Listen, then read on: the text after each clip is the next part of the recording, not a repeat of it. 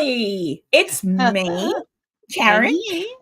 and Laura from Raw Side. So I've just seen this might be one of yours, is it, Laura? Carburetors and coffee. Yes, that's Bill. I feel carby. That's what we call it here in Australia. We say, "Oh, there's something wrong with the carby." I don't think you say that Oh, in oh. America. Yeah, like you check it. Even I know what the carby does. So there you go. It's funny when I was younger, Laura. I had before cars became what they are now, that you have to hook them up to stupid machines and you can barely do anything to them yourself anymore. I Right. had a Toyota. I had a Toyota, and I used to service it myself. I would change the spark plugs, check the carby. I could time it because I had a time, what they call a timing gun. So if it was a bit Yeah. off, I knew how to do the timing. I could do empty the oil, all that sort of thing. I was really good. But nowadays I don't bother, because now if you get your car serviced, it's got to be hooked up to a machine, and the machine tells the, and half the time you can't even get anything off your car because you need a particular special tool that only the mechanics have. Exactly. Yeah, they did I've that on given up. purpose. Yeah. One day I'd like to get a really old car again, but I love American cars, so I would love to get either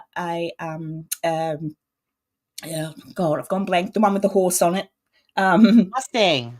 Mustang. I'd love a Yeah. Mustang, or because I'm a big Supernatural fan, I'd love a Impala. I do like Oh, Impalas. oh, Ooh, I'd nice. like an Impala. But there you go. That's me. So, what have you been up to this week? I've seen you've been Um, live a few times, having chin I was wags with live people. last night with Jeff and Dana from Boo Productions.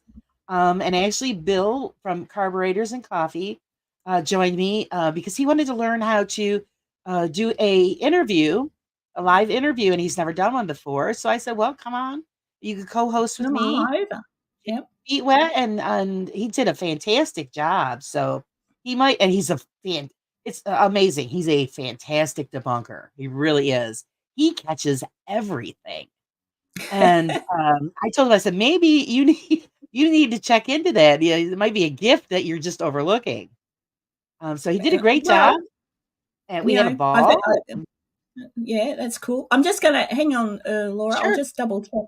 I'll just, I wanted to say something to a regular person who's been with me for a few years now almost. Crikey, Betty. Betty Hanks, the lovely Betty. She's, her husband passed away, and Yeah, yeah, I and heard I about know she's that. still, I think she's still in here, aren't you, Betty? Give me a thumbs up. Um, and so she's going through that early grief situation. Probably still hasn't quite hit you, Betty. So keep your son there with you, close at hand. Um, Yes, I and did put a post on my page about that. Um, you yeah, know, you know, sending our condolences, and you have our prayers, Betty. So you're always in yeah. our thoughts. It's And very Betty, difficult. anytime, if you find that you're not coping or you're crying at silly times and silly things set you off, you know what? Don't worry, because that's normal. All right. Yeah, So don't worry. So if you start to say a sentence and you think you'll be all right, then all of a sudden you're a blubbering mess. Don't worry. That's normal. Okay. yeah, And no one's going to think anything. And if you ever need to talk, you reach out to me. You can find me, and I'd be very, very happy to listen to you tell me everything. Okay. Just look after yourself, and because you're precious. She pops up and she's a quiet achiever. She doesn't say too much, but she listens. She keeps me honest sometimes, I think. that's all right. That's all right. Yeah. Hi, everybody in the Um, chat. yeah. And I just wanted to check who else was here. My Tanya, my moderator extraordinaire, she's here. She's off of her job today because in New Zealand it's a public holiday. What's it a public holiday for, Tanya? You can let me know. Then we've got Kat, and we've got Faith Burrows, we've got Caroline Saxby, and we've got Carby and Coffee. That's Yeah, what I'll there call he is. them, Carby and Coffee. Who else have I missed? Have I missed anyone else? Let me have a look. Have I missed Uh, anyone? Oh, Ian. Hello, Ian. Yeah, Galah gang. LB, hello. Is LB one of yours? Albie is Bill's friend. Oh, there we go. If you He was do like how we chat in. away today, boys, feel free to subscribe to me as well. And anyone who likes Laura feels free. If you, most of these people have already subscribed to you anyway. Laura often goes on and chats to people and has little Maori thing, is it? Okay. Kumate, kumate. That's all I know about that song. Kumate, kumate. Yeah, feel free because Laura talks. Hey, Laura, what got you interested in paranormal to begin with? Anything in Um, particular well, that when I you was saw? 8 years old, I had my first experience with the paranormal. Believe it or not, Wow. in a castle. Oh. My aunt was the caretaker for a castle in our area, in the town of Mohawk. And so, us kids, all of us used to be able to go and spend the summers there because she was taking care of the place. It was built in the 1800s by a woman who had a love for a castle in Scotland.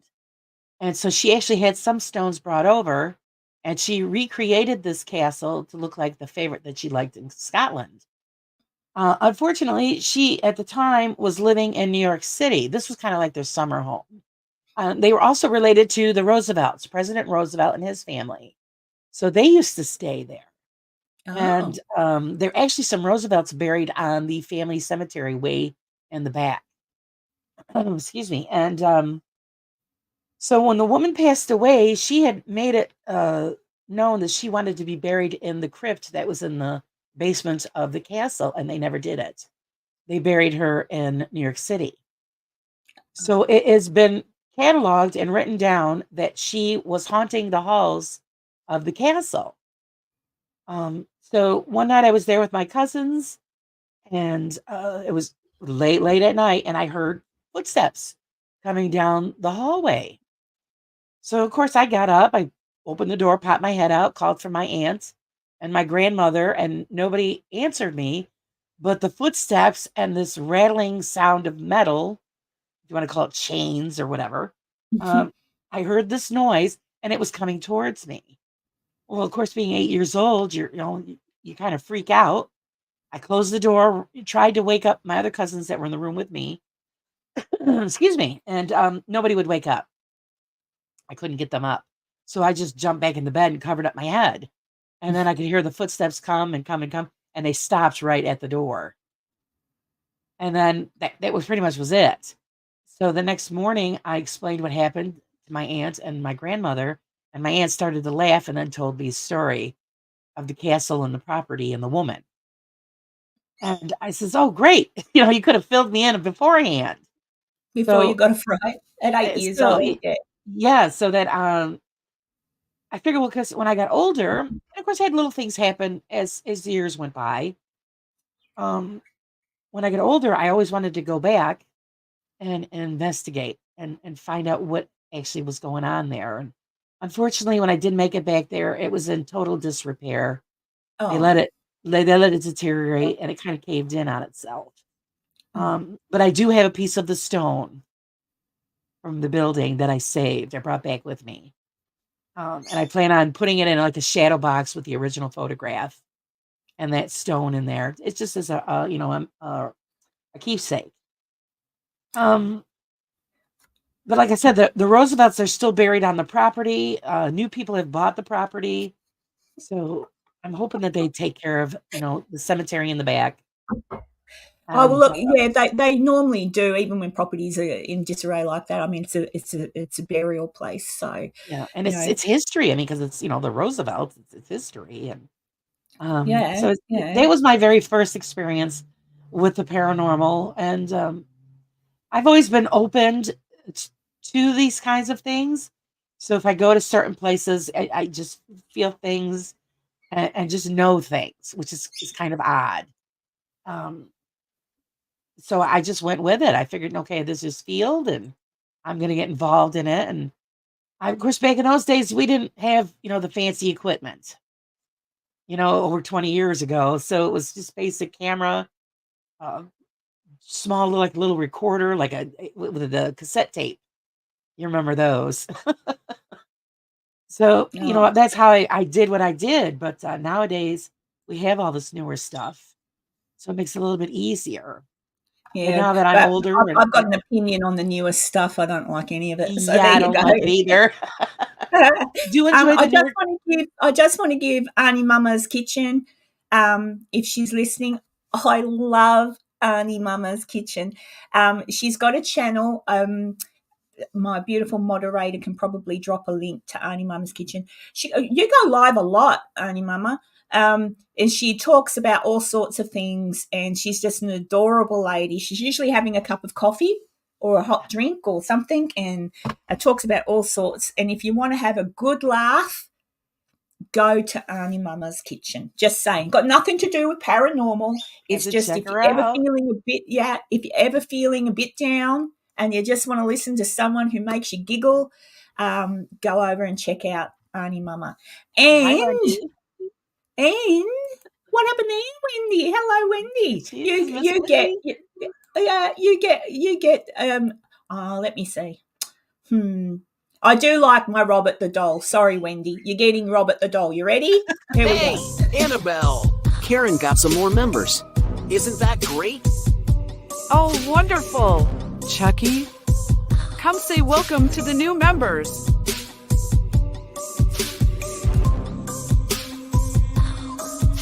Hey, F you. Leave me alone, or you're toast. Chucky, that's naughty. That's funny. Thank you, Wendy. Oh, That is gosh. very funny. I love it. So, what was I going to say?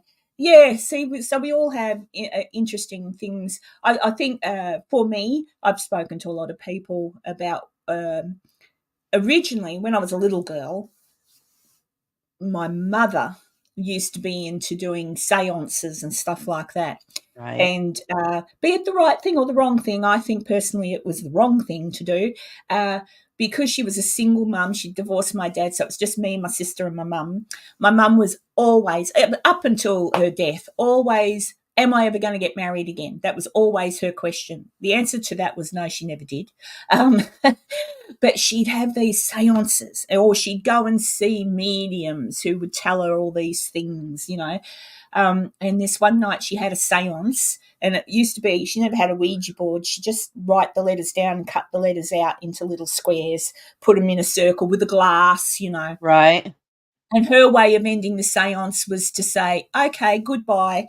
And she'd pick up the glass and she'd call it burning the ghost's bum. And she'd just put a candlelight into the glass. I don't know Okay. what that meant, but that was her way of getting rid of the ghost. But this one night she's doing it and she said, come on, girls, you've got to help me. So it was myself and my sister and her doing the seance. I swear to God, I never wanted to even do it. And half the time, I reckon my mum was moving the glass every time. But so she had us doing this seance and she kept asking these stupid questions. Am I ever going to get married again? Am I ever getting get? And the thing kept saying no, no. And then she'd ask again and the glass would move more, like, you know, a bit more like no. And I said out loud, Mum, I reckon you should stop asking that question because I think whatever this is getting annoyed. And my mum said something to me and went crook at me. And when she went crook at me, the glass on the table went across the room. It didn't Oh, wow. smash, but we had carpet. And I said, that's it, Mum. I'm never doing this with you again. And then my mum's like, oh. So I think my mum did it because she was angry with me because I would have been 11 or 12 at the time, sort of Right. saying I've had enough. So I reckon my mum did it. But it was enough to make me think, Jesus, what if that? Because I was 12, I was impressionable. You always Sure. are at a young age. So after that, I can remember I wanted to grow up to be a witch, Oh. but a good witch. Like these are the things that if you've got the Right. wrong kind of parents, as it turns out, I haven't turned into a witch, although some people might might Oh, say yes. yeah. Um, but yeah, and then after that, I would read. I got more interested in paranormal, not so much ghosts, but paranormal. So I was extremely interested in the Bermuda Triangle or Oh, yeah. UFO. The Bermuda Triangle does my head in every time. But yeah, so that's where I started. Then it sort of cooled off a little bit, and I would just watch things randomly, like the Ghost Hunters or Ghost Adventures or Right. whatever. Right. And then my son died. So when Stephen died, that's when what happened to me the night of his death happened. And I won't bore everyone with that story again because you've heard it 100 times from me. But that's when I thought, what the hell? And then to cope with his death, I kept watching things to figure out, can I still talk to him? Can I ask him what happened? And then that Right. led me on this road. But now I'm to the other alternate end of the road where I'm beginning to get really pissed off with ghost paranormal people because they're not doing anything different. They're Right. still using all these gadgets. They're Right. still asking the same stupid questions. Who are you? How did you die? Right. Can you make that move? Like, no, well, they're not. I'm gonna, and I'm getting to the point now where I'm sick of watching it. I can still watch a few people that I enjoy watching because I enjoy the people. So I can watch the Ouija Brothers. I enjoy Right. watching them. And Lee from Three Spires.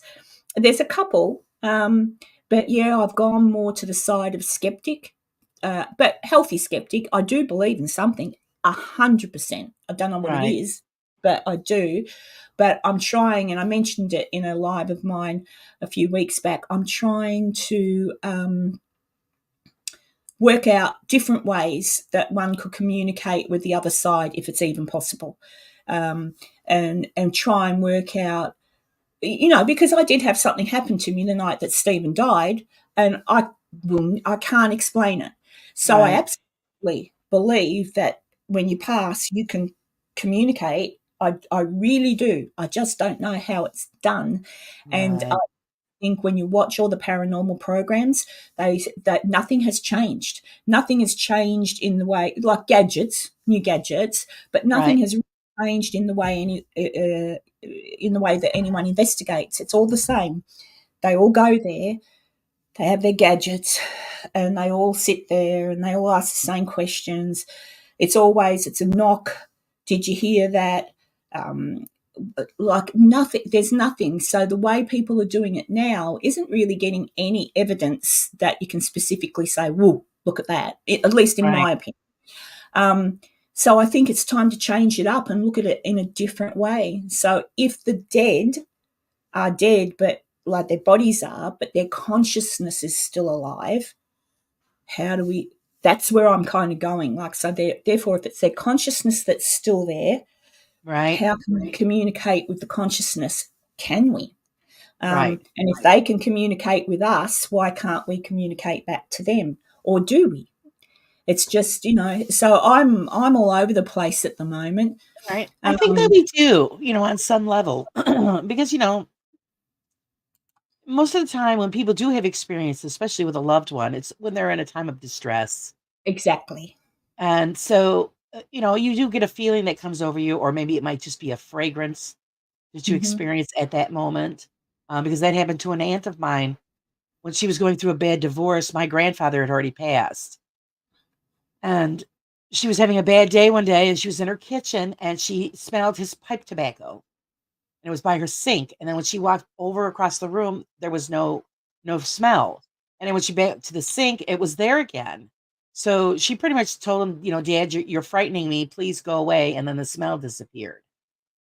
I think that was just his way of letting her know that he was with her during this time that was so difficult for her. So something as simple as that, the temperature change, something like, because that's why I always ask that question when I'm doing an interview is, did you notice any different smells or temperature changes that might let you know that something is in the room with you at that moment, but you can't hear it? Hmm. So, I mean, It's I think interesting. we have to rely on other senses and resources to figure out how the communication takes place. Yeah.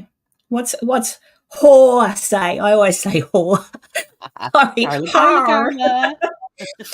Sometimes I think in places that spirits passed on don't want to be recorded on camera, and people get desperate for that evidence and views, and they take anything instead of. Yeah, look, Yes. I've got some very look. Um, I've been. You all know I've been to places like the Washoe Club, for example, in Virginia City, and I've heard the stories. I've been in the Washoe when there's been a group thing going on, where they, not the tour, the like where someone has a paranormal event and they say, let's go to the Washoe and we'll investigate, and they take a group of 20 people. I've been to one of those because I was there with a friend, right? Janice over there. Yeah, way too many people. I did watch that. It was way too many. Like, it's bullshit. But the problem with that is that you have, generally speaking, and I won't name names, I don't need to, because this happens every time. I've been to a few of these. It happens every time. You'll have a wacko there that says they're a medium.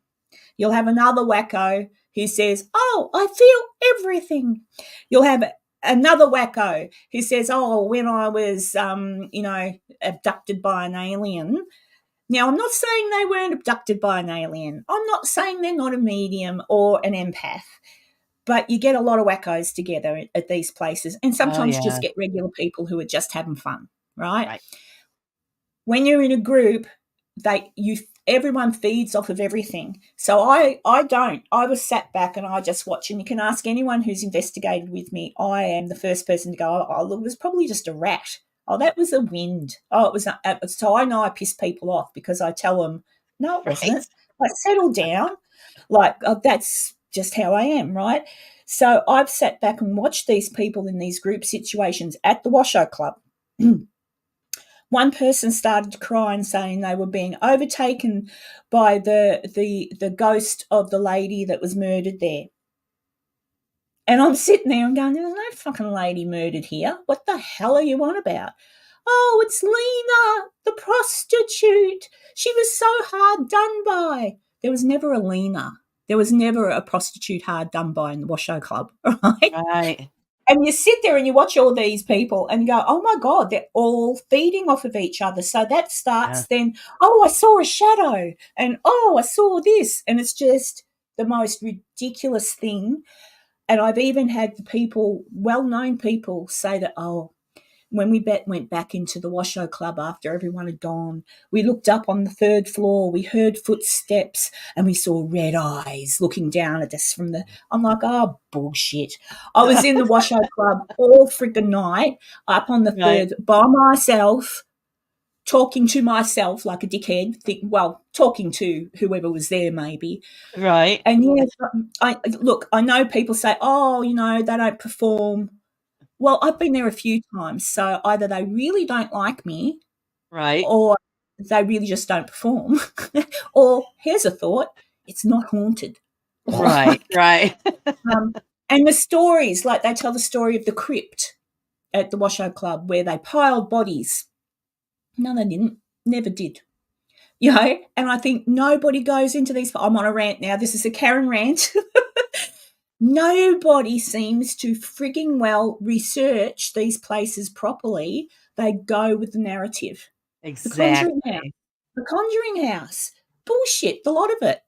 Yeah. But people go there and go, Abigail. Right. Oh. Because that's the reputation that it has, so they go with it.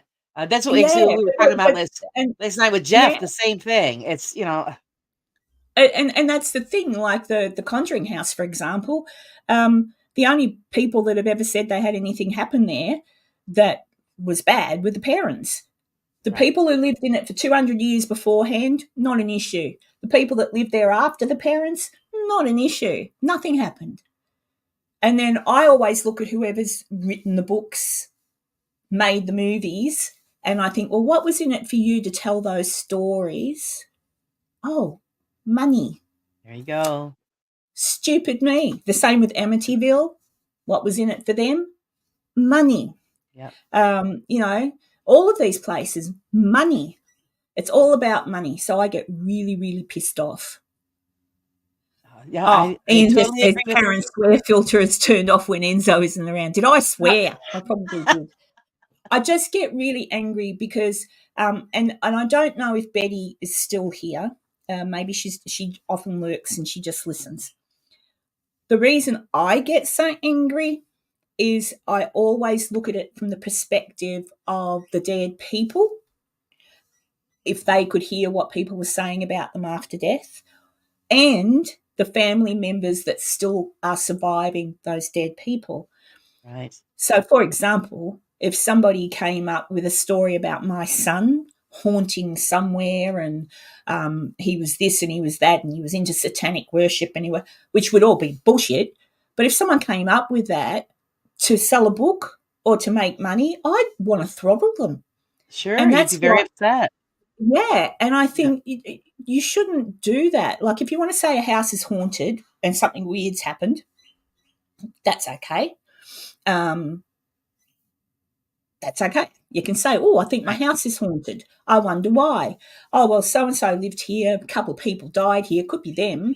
But don't reach out into the whatever and pick stories that have happened not even at the property. Just pick stories that sound really horrific, prop them all Right. together and say it happened there, because nobody's going to look into it. All And we'll right. write a book. We'll write a book and we'll charge everybody $500, maybe $1,000 to come for Yeah, the yeah. night. Let's make sure there's a few speakers in the wall, or let's make sure we don't fix those pipes that bang about when they get cold. All this sort of shit that people can do Yeah. to trick you. And if you don't research the property before you go, a lot of people don't like that. A lot of people say, oh, I'd much rather go in blind and not be influenced by the history of the house. Right. I don't agree with that, because all you're going to be influenced by then is what you've been told, which they all get told something, and you might actually miss some really great evidence if you knew the history.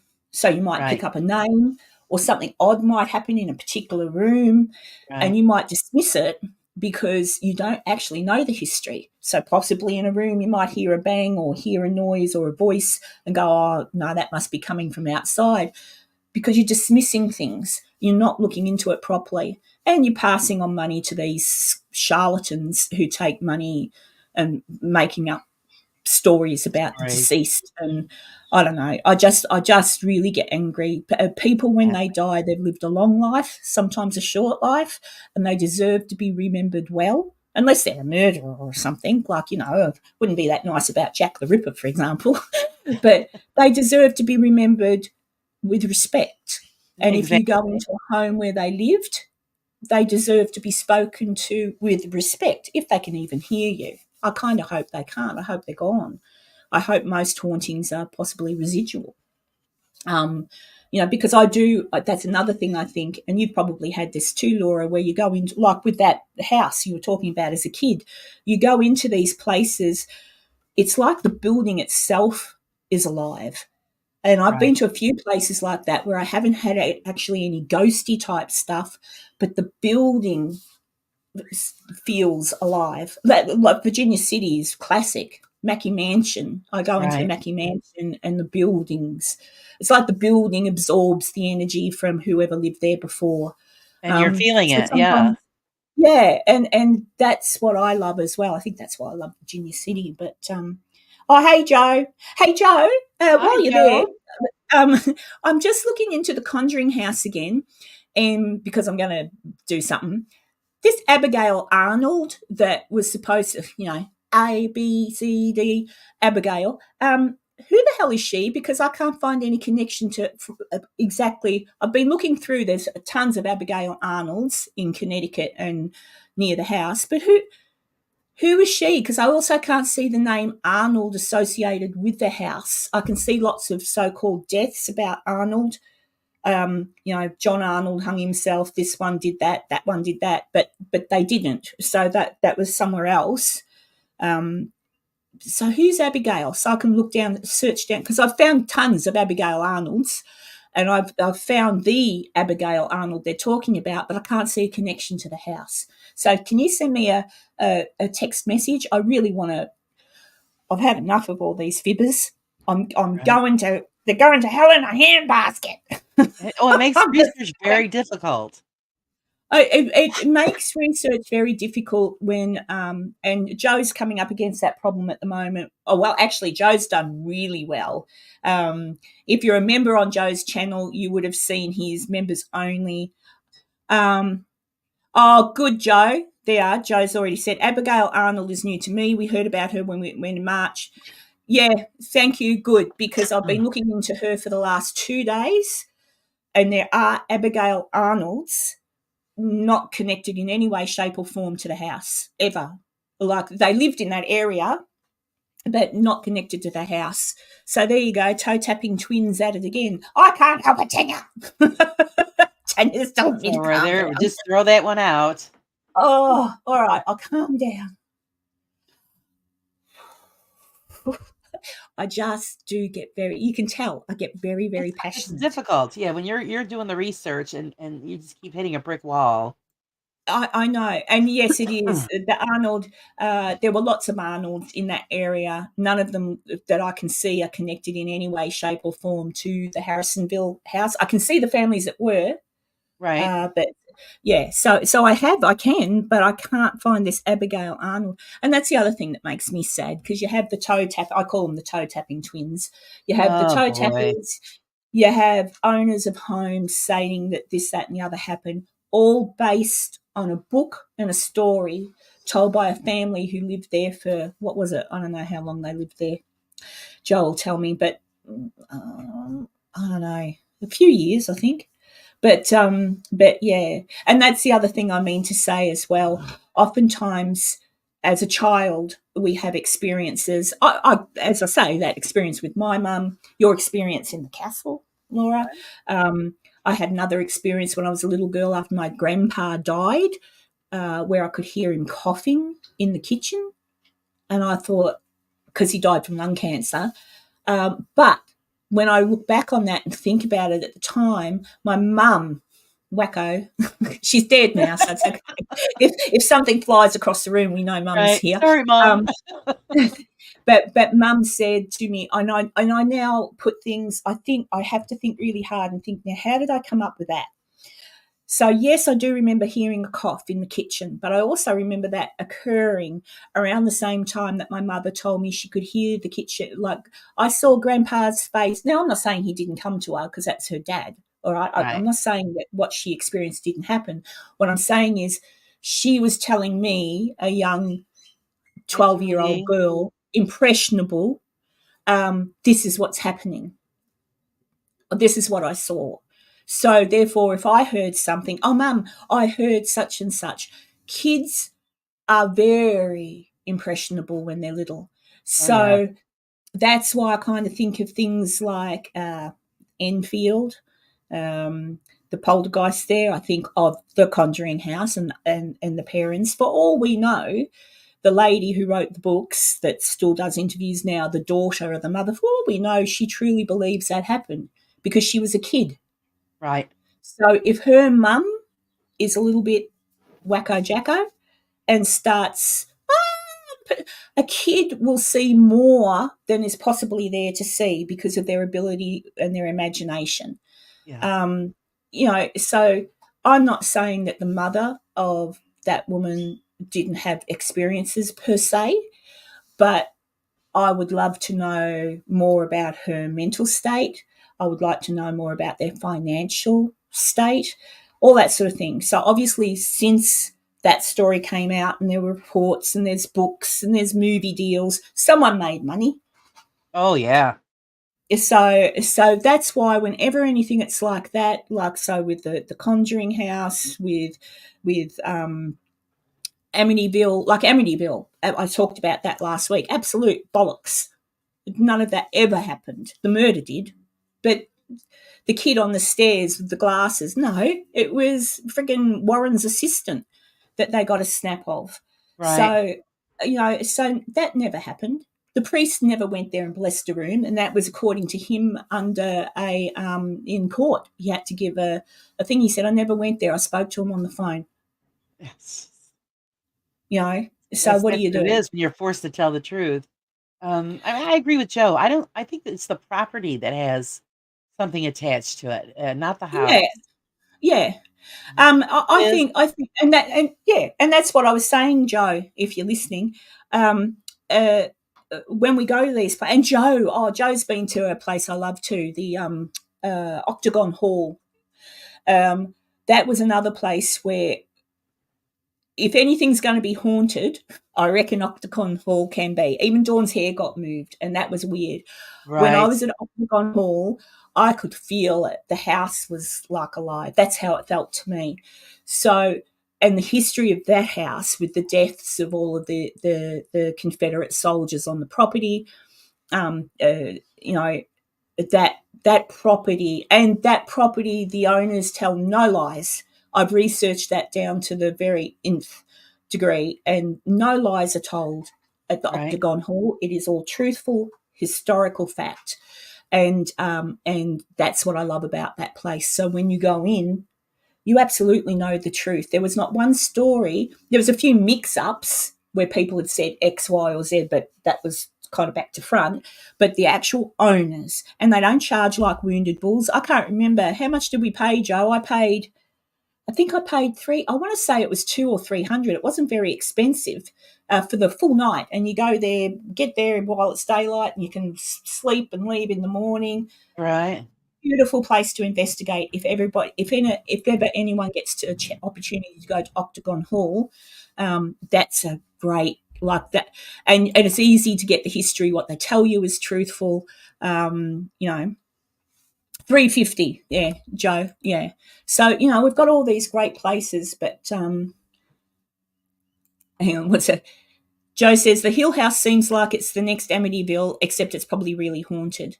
Yeah, but who by, Joe? Probably just the two little old ladies so sick of people telling fibs about them that they rattle some chains. Exactly. Yeah, there's a hot Yeah, mess. so yeah, because the Hill House. Joe will do a big episode on that, but I helped him with the research for that, and yeah, full of shite, full of absolute crap. The only two people that died in that house were the two little old ladies. That's it. Right. That's actually what I've come with because I've done a little digging on that myself.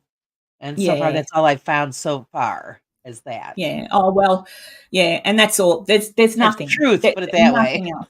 Yeah, and as I said on one of my other, on one of my other lives, was the history of the land itself. There's no Indian burial ground there, but like battlefields, and especially like even with the Conjuring House, the Harrisville House, there were battles that took place on that land. So if you look at that and how something, maybe the earth absorbs energy from those types of things, Right. there were certainly horrific murders take place in mineral wells before it was mineral wells, and that was mainly of the native people. But there's no burial grounds there. So it's not a native Indian burial ground that the house would be built on, for example, but it is built in an area that has a history of the Texas Rangers coming in and doing whatever they Right. did. So who knows actually what happened there. Yeah. So let me see what's Joe saying. Yeah, Karen, I have you helping me, and I have two others. I'm making sure that everything is a solid. Not that I don't trust your research or mine, but there's more eyes on. Yeah, exactly. The more people can say, oh, and just remember, Joe, even though I think I can say this, little threats coming from the Hill House, they can threaten people that have signed their little agreement if that's what they like to do. I've never signed a frigging agreement with them. So if I come out with information about historical facts that I've dug up, I can say all I want to. I don't even know who they are. I'm just talking about, Exactly. I research historical places. So, there you go. Even though I know Laura, I was wondering if she had any other experience. We have never discussed this. Yes, Laura, have Oh. you had any other experiences? And that way you get me off of my rant. Right. Yes, I've had a few. Growing up in the house that I grew up in, um, the stairway that went upstairs to our bedroom as a kid was always kind of spooky for me. There was always something spooky about that house. And every time you would go up the stairs, you could feel something that was behind you, walking up behind you. I've heard my name a few times in that home, just Mm-hmm. when I was alone. Um, Also here, and I've had other things happen in other places. We have a place called of Star Hill, which I'm hoping to investigate this year. Um, It has to do. Its history is it's out in the middle of the country. You're up on top of this hill, was just is called Star Hill, and everybody used to park there to wait to see the hovering light above the road. And I had an experience with that light myself. The history is that back in the 1800s, there was a doctor who was coming home from a call in his horse and buggy, bad weather. The buggy flipped over into the ditch and it killed him. Oh. And so we're assuming that the light that appears at night above the road, just hovering, is him. Because that's as far as I know is any tragedy that's happened on that roadway. Does it Trying to happen debunk every it. night or just some nights? Some people say a lot of nights, but not every night. And it mostly, I mean, I've never been in the winter time. But in the summer, mostly that's what a lot of people do. They go up there and they sit and they wait for it. Me, when I go up there and sit and wait for it, I'm trying to debunk. Okay, you got forest on one side, farmhouse and a field on the other. Could it be a beam of light and somebody jerking your chain? But you don't see a beam of light. You just see the ball of light with it hovering in this one spot, and then it would move up and down the road. We've actually had it come past the vehicle that we've been in, and then the vehicle wouldn't start. So then now you're thinking, okay, is it UFO connected? Because what would make it where the car wouldn't start? So I'm hoping to get up there this summer, and set up some cameras and see if I can catch something. I Uh, reckon it's aliens. that's and not for nothing. There was at one point up back in the woods an installation that belonged to NASA, and it was restricted. So there you go. There's another catch in the story. Excuse me. So we're trying to figure that one out, but that happened when I was a teenager. Also, when I was in the house that I'm in now, and there was, like I said, little things. I would hear, my voice, my name being called, or things like that. But in the house that we're in now, I do experience walking in the attic, and this has happened ever since we bought the home. Now, And it's there's not three. raccoons. Are you sure it's not raccoons? No, no, no. Did you hear it? And it only happens between 2 and like 4 o'clock in the morning. Because I've had guests come and stay here, and they'll say, "Well, who the hell was walking around in the attic at 3 o'clock in the morning?" And I'm like, "Oh, don't worry about it. It's nothing." You How hear old's the that? house that you live in? Who owns the house? No, how old is it? Oh, it's I think exactly 100 or a little over 100 years old. Oh, there you go. Could be a ghosty. And I did hear at one time a ball or something rolling the length of the attic. And I'm thinking, well, what the hell is that? And I went and checked. Actually, the only ball we had up there was a bowling ball. And it did move from where I had it to the front part of the attic. I've heard my name called while I was in the back hallway. And I do actually have the only existing EVP from this house on a cassette tape that told me to get out when I was in Oh, the there you attic. go. Ian's got a good point. Why don't you put a camera up there? I've been thinking about it. I gotta wait till it cools down because it gets really, really hot up there. So I'm thinking about maybe Oh, just yeah, but running just it. put it up at nighttime. Just have it up Yeah, there at nighttime. just run it because I've never investigated the house because I really don't want to, because I don't want to stir up anything extra that we do have that's here. My poor dog, sometimes she'll be in the living room and then she starts barking and then comes running into the kitchen and she's shaking and won't go back into the living room. My niece has experienced when she was little, living downstairs. She said there used to be a dark shadow that was standing in the kitchen doorway. She saw that several times as a Mhm. child. So there is something here, but I just made peace with it. I pretty much went up into the attic one time and said, "Listen, this is your space. Thank you for letting us live in your home. We'll take good care of it." And pretty much left it at that. And that's pretty much what goes on here. As far as being touched or anything, no. but I do get my name called out a lot, and Oh, hello, Julie. I'd be the Oh, only one see, in the house. if someone called out my name, it'd generally be one of the kids. So it'd be like, oh, what? But for Right. Well, no, you, it's like a male's voice, and I can hear it right by my ear. So it's like ooh, somebody right behind me or right next to me, and I'll hear Laura. And I'm like, okay, and I said, okay, yeah. and I forget what name we gave him up in the attic, but it's so and so, and I just go on about my day. Yeah. It's Uh, it's it's funny. Julie says I don't know about investigating my own home. right? Yeah, I My wouldn't come house across won't be that. haunted. It's a new house. It's in an estate or whatever. And for all the crap I've got in this house that should be haunted, nothing happens. Right. Um, but I think if I lived in a really old house and I thought it was, I would love to make contact if there was something there. And I've said this as a joke, but I really mean it. Like if I lived in an old house that I thought was haunted and I could make contact with the ghost, at least then when I'm feeling a bit alone or feeling a bit down, I can say, "Hey, Bert, come keep me company," and I'd have a friend. So or "Hey, Bert, I'm going out. Can you keep an eye on the house?" I'm Right, just saying, right, a ghost could come in handy. I mean, right, but mind you, this is coming from a child that watched The Ghost and Mrs. Muir, the really old right. movie, and Yeah. thought, "Oh, wouldn't it be wonderful to have a ghost like that?"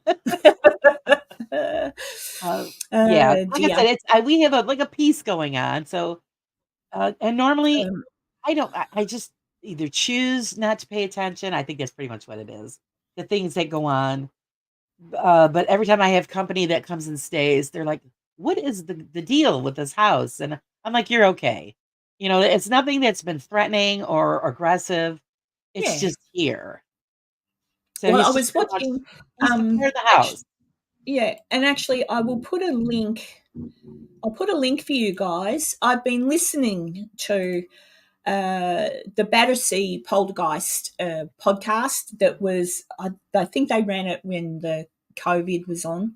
And Battersea Poltergeist took place in the 1950s. Ian will probably know what I'm talking about. Um, and I always thought it was a BS story, the same with the Enfield one.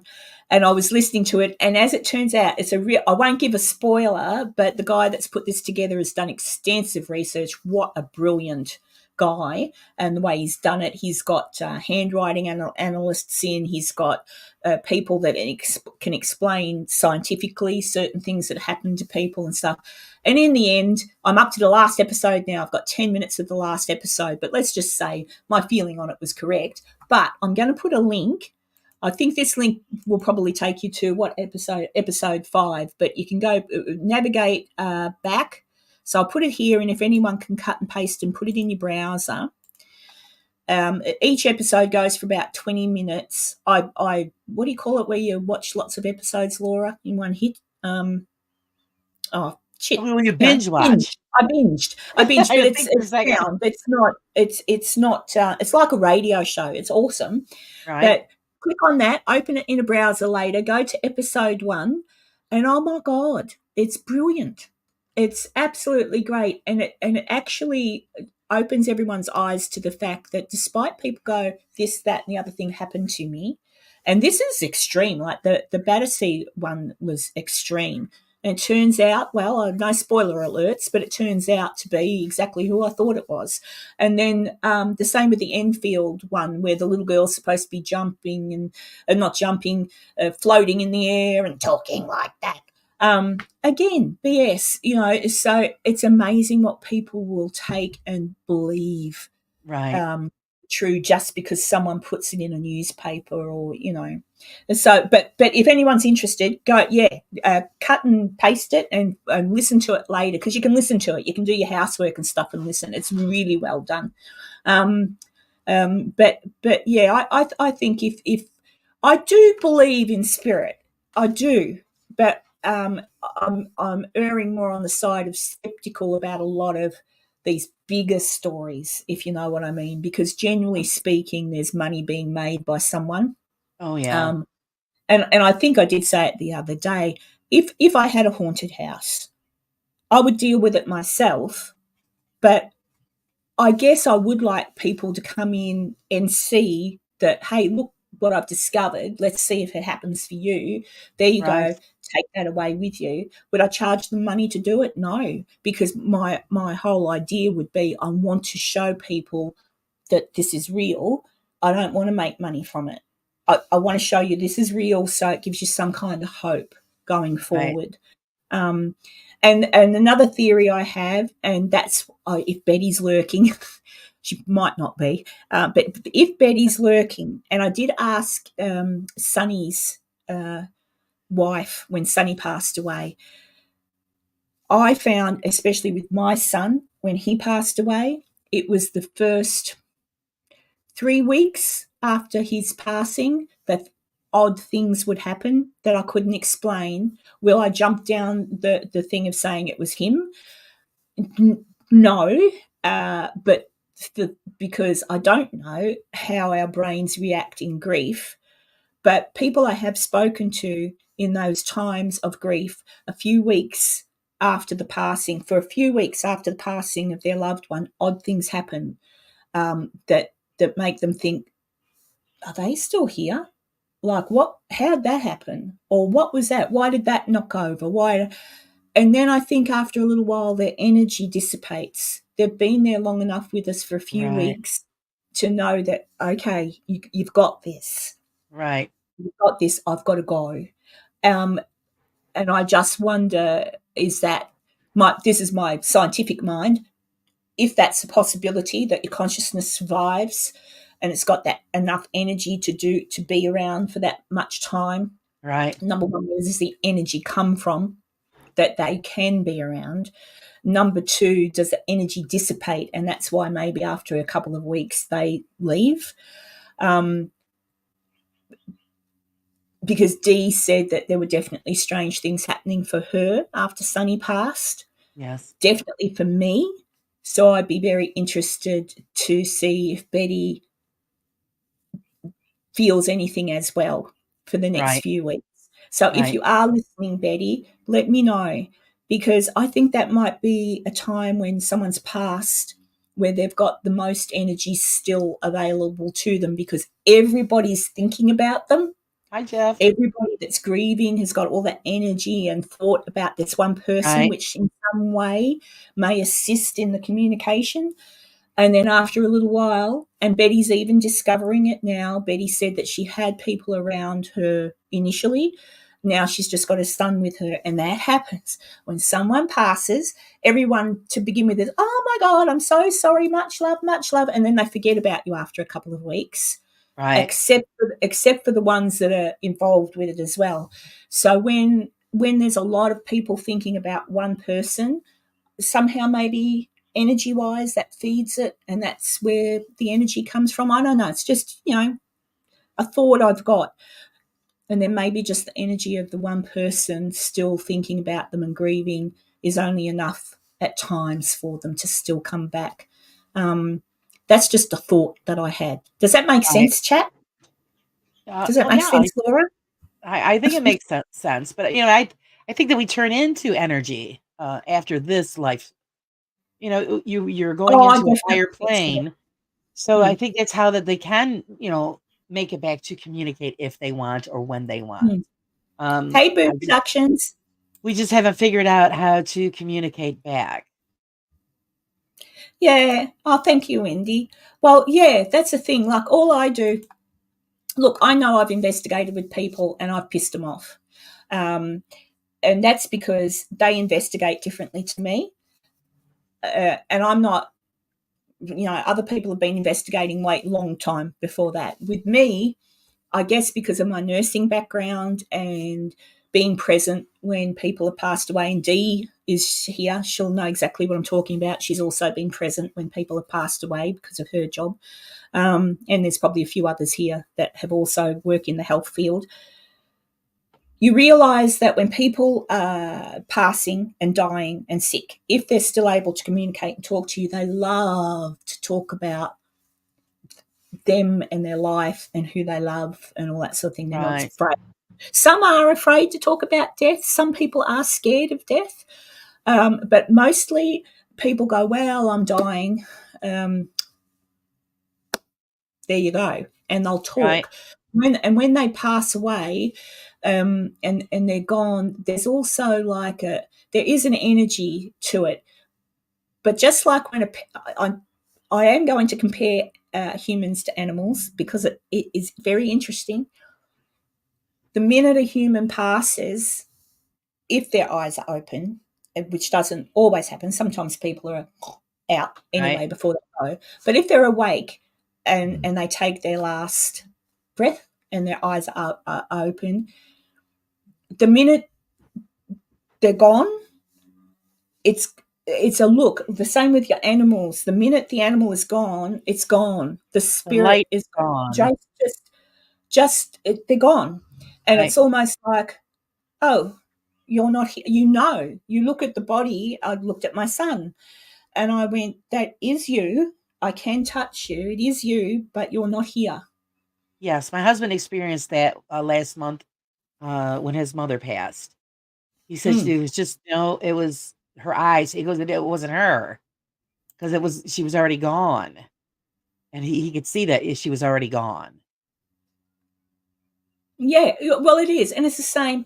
My little cockatoo, Popeye, who some people are familiar with. I've spoken about Popeye. I had to have him euthanized last week, and I was a mess. And he had a little needle. They gave him a needle, and I held Oh, him. But I was a wreck, like absolutely sobbing and howling. And I kept saying to him, I'm sorry. But I couldn't. He'd had a stroke. The poor little thing couldn't move anymore. And I was looking oh, at his little eyes and he's looking at me and I'm watching him. And then he did a little, which humans do as well. And I went, oh, yes, he's going. And off I went. And I just kept, and then he was gone. And I cried because I'd lost him. But I looked and I thought, where have you gone? Like I right, held his little body, but boom, gone. yeah, And there, it's just, that's the moment of where have you gone. right. So where did the consciousness go? Where's that energy gone? And that's what I hope one day to discover, but I probably won't find out till I drop dead, Laura. Like most of us, right? We're gonna do our best to figure it out, but most likely that's how that's all gonna work out. Um, uh, yes, it is um, a very odd sensation. Like Julie says, that she's seen it. She's been in the healthcare for over 20 years, so she's been around yeah, it a lot. yeah. It's you. The light is there, and then it's gone. It's It's pretty just much how I gone. describe it. It's just gone. And it's literally like the amount of, and Julie will know this too, it's literally as a nurse, you have to, well, I've had to many times, someone's passed and you've got to go and prep them for the mortician or funeral parlour to come and collect them. So you give them, I gave, my uncle passed away from a bad stroke, and I requested to assist the nurse in preparing him to be taken. And you give everyone a nice little wash and all that sort of thing, and you're always so respectful of the vessel. But even with my uncle, he wasn't there. Right, I was just fixing up his vessel. I was just making sure his vessel was all nice and clean and ready to go. Um, right, he wasn't there, and I was there when he took his last breath. Um, and he did look. That was weird when my uncle died. I was there with him, and I guess because it's my uncle, and this had never happened to me before, even when I was nursing. He'd had a very, very bad stroke, severe. So he'd had one, and then he had another, and then they didn't give him anything to keep him going. They just said, "Look, let him go." And I was talking to him and talking to him and talking to him, and all of a sudden, just up out of nowhere, he rose up. He sort of sat up. I can't explain it. He rose up and arm down, and he looked at me, frightened, with bright wide eyes. He looked at me frightened, and I went, oh, and I grabbed his face, and I said, Uncle Billy, because it was like he couldn't see me. And I said, right, Uncle Billy, it's me. It's Karen. It's Karen. It's all right. You're not alone. You're not alone. And I just held his face. And then he saw me, and then he laid back down, and 20 minutes later, he was gone. that I had never had happen with anybody I'd looked after. So I often wonder what that was. What was he seeing? What was he seeing? Because he wasn't looking at me. Right. So quite possibly, because he couldn't speak, maybe it was my nana or somebody coming to get him and say it's come to time. Because he Right. went like 25 minutes after that. He just, So yeah, he was seeing something or someone else. yeah, but he did look frightened. And I know he didn't want to die because I'd said to him, you can come and live with me. I'll look after you. But yeah, so I don't know. So death can be horrendous, and it is horrendous. Like losing a son. Betty's just recently lost a husband. We lost Daniel the other week. We've lost a lot. Everyone here in the chat, you've lost somebody, and it is a horrendous, horrible thing to go through. But the good thing to know is that they've gone somewhere. I still believe that. I just don't know where they've gone. I don't Right. know. And that's what I want to find. That's why I'm kind of starting. I'm not cancelling out ghost hunting Right. per se 100%. I'm just moving away from that a bit because I'm thinking whatever everyone's doing isn't getting us anything. All we're getting is people going in saying, did you hear that bang? Can you make this move? Oh, I heard that, or oh, I had a funny feeling. And you may well get a funny feeling, but that's all it is. There's nothing substantial. And even if we could work out how to communicate with the other side, do we really want to? Yeah, because that's the big question. We might not like what we find. we might not like, or we will like what we find and think, well, what the hell am I putting up with this crap for? If I come Yes, over yes. you, I can float around, I can fly around, I can piss people off. Right. So maybe there's a reason we're always, as human beings, going to have to wonder. Because if we actually found out the truth, maybe it'd be like, maybe it's more inviting over there. But I hope, like Tanya said earlier, she's not afraid to go anywhere. So yeah, she's not afraid to go anywhere. I'm not afraid to die. Like even when I got told about the cancer in my throat and everything, I said to the doctor, I went, oh. And he goes, oh, I'm so sorry, Karen. And I went, you told me there was nothing to worry about. And he goes, yeah, but that was before I realised it was the cancer. I went, oh. And I said, Yeah, oh, thanks. well. I said, doesn't matter. I said, do you think I'll need chemo? And he said, oh, you might. And I went, no, I don't want the chemo. And he goes, what? And I said, yuck. I said, I don't want, no. I said, if I'm going to cark it, I'm going to cark it. I said, I'm not worried about that. And the doctor looked at me and he goes, do you want me to set you up? Would you like to see somebody to talk about that? And I said, what do you mean? Because he thinks I'm a wacko because I'm not Right, scared to die. because you're not freaking out about it, right? Yeah. No, I said, because the good thing is, I said, I do believe we go somewhere. And I said, and I'd had plenty of time to organise things. So, I can leave a booklet on how to cook their favourite spaghetti. I can even do, has anyone ever seen that movie with Michael Keaton and Nicole Kidman where Michael Keaton's character gets cancer and he dies, but he leaves videos for his child? So there's a video of him cooking spaghetti and stuff, and he leaves it child growing up. I can't remember what it's called, but that's kind of what I would do. I'd leave a little instruction booklet on everything I do for them and how to do it, what to cook, a few little videos, and then I'd refer them to my YouTube channel if they need to hear me rant on about something nonsensical. Right. So I'd be organised. And the exciting thing is my son will probably come and get me.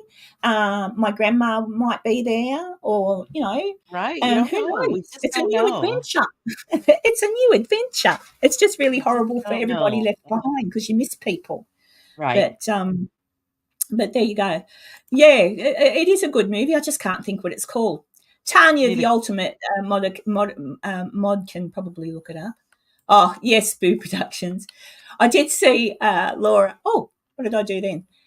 Google jumped in. Oh, I did see the other day they put up a post and said, oh, we're leaving. That was you with your bloody head on my keyboard. Cody and Satori said, and other people are leaving the Conjuring House or something. And I said, yeah, they're saying they're leaving the Conjuring House, but they're not saying they're going to stop with their toe tapping. But again, you see, there's another lot of people you've got to be careful of, Laura. Right. Litigious. like everybody thinks certain people associated with that couple are really nice. But I can tell you now, in the background, those really nice people send really threatening emails to people, and I've read Yes, them. they do. Yeah, you've read them too, have you? I'm just going to say Yes. no names, but people with brains can figure out who they are. Like, you continue on with this, I've got lawyers and I'll sue you. So there's people out there that like to be bullies Well, but pretend to be lovely, is all I'll say. So you just take everything with a grain of salt. Keep your eyes open always. And we all know, we all know that there's people out there who will believe anything they're told because they want to, and that's yes. okay. Let them believe what they want. And then there's people out there that once they're faced with facts can go, oh, shit, really? Oh, yeah, actually now looking at it, I can see that you're correct. And then most of the time, I think when I judge it, when I look at things, I think, what is that person getting from doing what they're doing? Right. Is it notoriety, fame, money? And a lot of the time it is. All of the above Then, there. It's pretty much. all of the above. And then I look at other people like Joe, you know, Joe Looking for almost, answers. almost has two pennies to rub together. Myself, We're all poor as a about poor pauper. Joe. Like you, probably not no money. Like like we've got Oh no yeah, money. no, we're not rolling in it. I do this because it's a good No, time, and I want to learn, and that's the whole part of my channel is I want to learn, but I also want to no. educate those who don't know what we know already, and Mm, and sharing everybody's experiences. yeah, And that's what it's and all that's what I about, love. Yeah, that's what I love about the chat too, because people will share. Like, I've got a lot of lovely people here in this chat that you probably right? do have as well, that will contact me privately and we'll have a good. No, you're not getting down. Just sit there. Look, show everybody you're being annoying. I'm being annoying. I'm trying to get on the keyboard. Sit down. Good boy. All right. Soon. I love you too. No, just shh. Um, but yeah, like I love listening. Like Betty, oh beautiful Betty, like Betty is here, so Betty knows that if she wants me, she just needs to message me, and I will call her, and I Right, will speak with her. I've Julie is another one. Tanya, we're good mates, and Tanya has been there to be an ear for me when I've been really upset about something within the community that's upset me, and I think, oh, I've got to talk to somebody who understands. right, Tanya's listened. I've got a lovely friend in Heather from Come Hither with Heather who also listens. We all, a lot of it, like a lot of us do have our little names like Horror of Horror and Carby and Coffee, right? We've all got our little right, names, but we've also got our real names. But they're just right, names we do on the YouTube.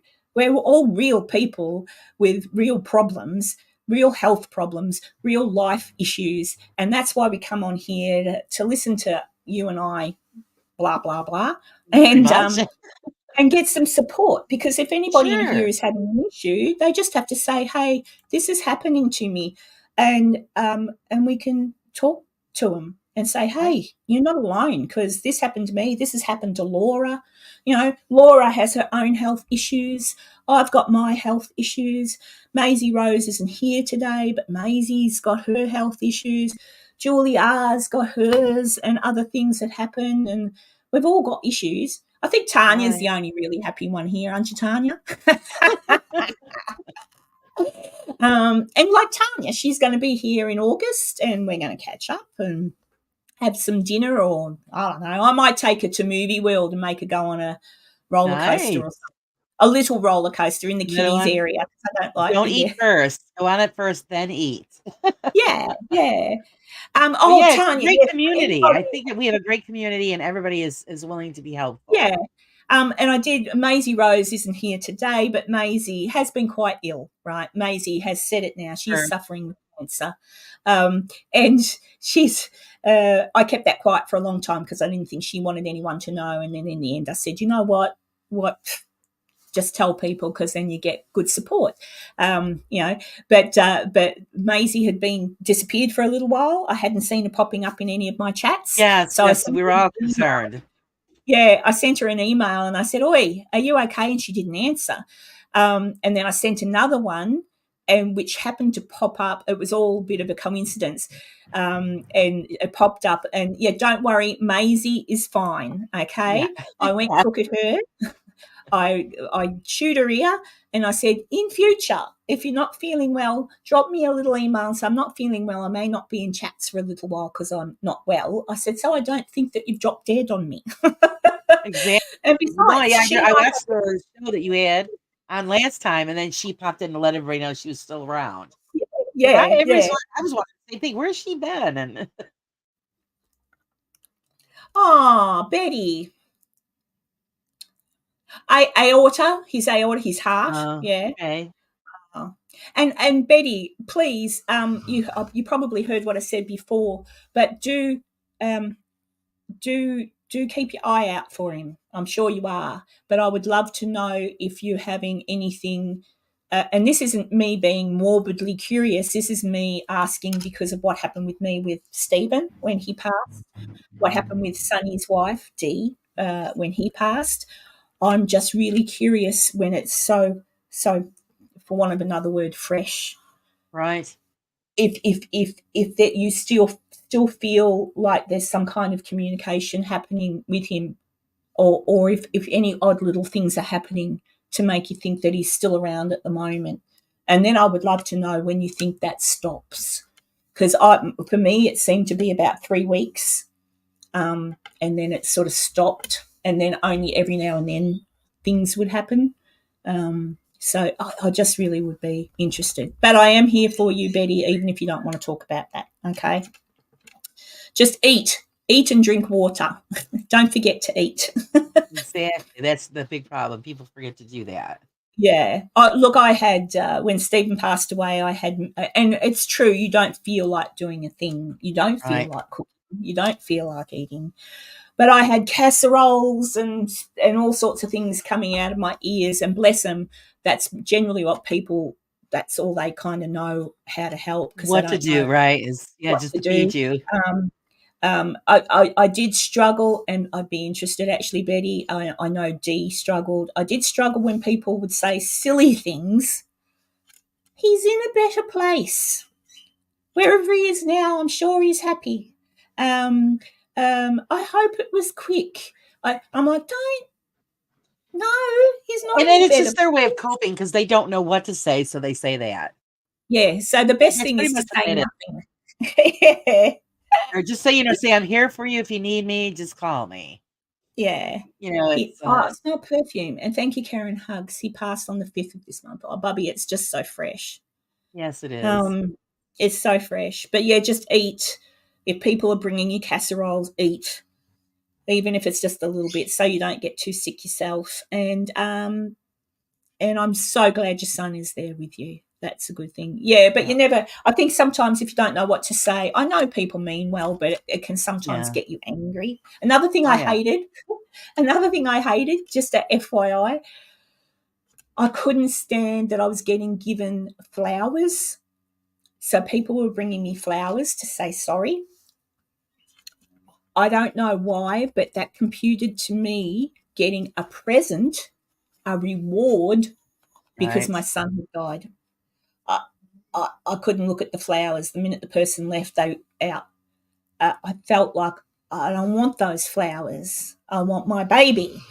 Right. Like, the only thing that I did think was wonderful was a plant. Someone brought me a plant in a pot and Right. said, "This is for you, and hopefully you can put it in the garden and think of your boy." And I Right. did, and I've still got that plant. That's That wonderful. was more like my brain computed with that a little bit better. And I know nobody no, everyone thought they were doing the right thing, and I know, but from the Right. grieving perspective, it was not helpful. I felt really guilty getting presents. That's what it felt like. I was getting Right. Now, presents. see what we do. We don't give the flowers to The family, we usually bring them directly to the cemetery and we lay them there. Yeah, that's all right. Yeah, yeah. That's usually Yeah, what we do. yeah. Oh, well, most people do, but people were showing up to my door to Right. like say, "Oh, I I'm mean, the only thing sorry." that we would give would be like a card, your sympathy card, Yeah, and say how sorry we are. But yeah, as far as the flowers, it would mainly just go and I like because George and I really don't do a lot of funerals. I think it's too difficult for families to have to be I put don't through like that. funerals. Mm. And so what we do is we would just, we would send a card or drop a card off, Yeah, and that's then we good. would buy a bunch of flowers, and then we would go directly to the cemetery and place I've them still there got ourselves. yeah, I've still got all the cards that people sent me because they had Right, beautiful words that I loved. It was just something about giving me, Karen, right. like, "Here you go. Here's a bunch of flowers, Karen." I know they meant well, but it killed me It just because didn't I sit felt right. like it just felt like I was being given a Right. present. Well, my And then father Betty, has this attitude towards that. He says, "If you can't give us flowers while we're alive so we can don't smell give them and enjoy them, don't bother after I'm dead." Which is the truth. You well, can't I enjoy might them after you're dead, so, yeah, it I makes think, sense. well, Betty, I planted my son once I moved into this house because obviously when he passed away, I was still renting. But I took that plant with me, and now I'm in this house. It's in my garden, and I've got little statue under it. It's actually planted near his pond. My son had a pond. It was a fish pond thing, one of them ones that Right? look real. And he purchased that for his girlfriend years and years ago because he wanted to give her something that she could sit in the backyard and meditate next to and do her artwork. So it made her feel nice. And Right. then he moved and he said, "Mum, do you want the pond?" And I said, "Yeah, no worries." And he goes, "Oh, great. Can you give me $100?" So I gave him I'm a up hundred for that bucks for the one. pond. Yeah, but I had the pond, and when he passed away, and then when I moved up here, I brought the pond up here with me, and I put it in the backyard because it was his pond, and it's there. It's got a couple of goldfish in it, and there's like a little memorial garden I put in my yard for Yes, I him, remember the and tour you that's where I gave us. planted the plant. The tour Yeah, you gave us. You had a lovely yard. yeah. Oh, look, it's Enzo, the You know, he science snuck in there guy. on us. He did. I'm just here talking to Laura, Enzo.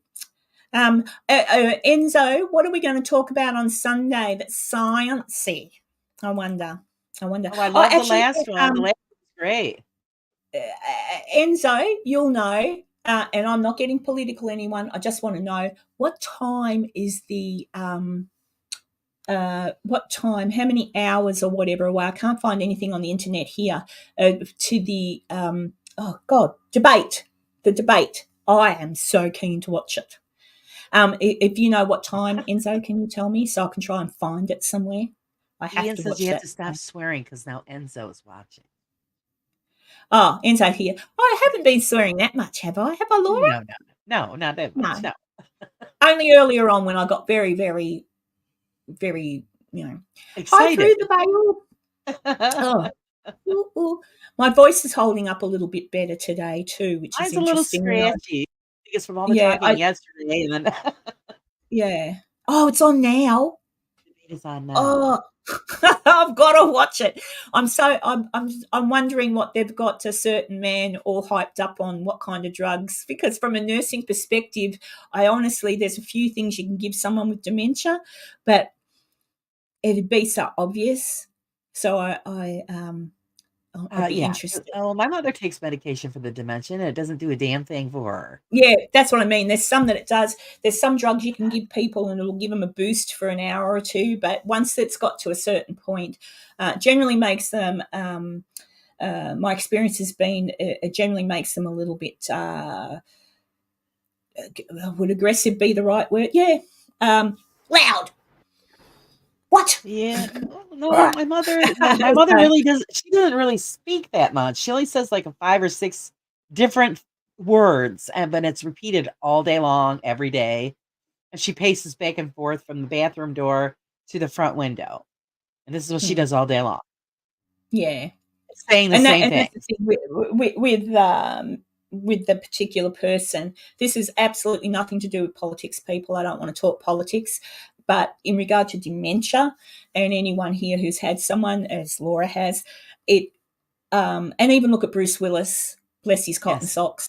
it comes on slowly, so you Yeah. kind of think, what did they say? My nana had Alzheimer's. She didn't get to the point where the dementia got her, but they've got a certain gait when they walk, which a particular person has. Bruce Willis Excuse me. has.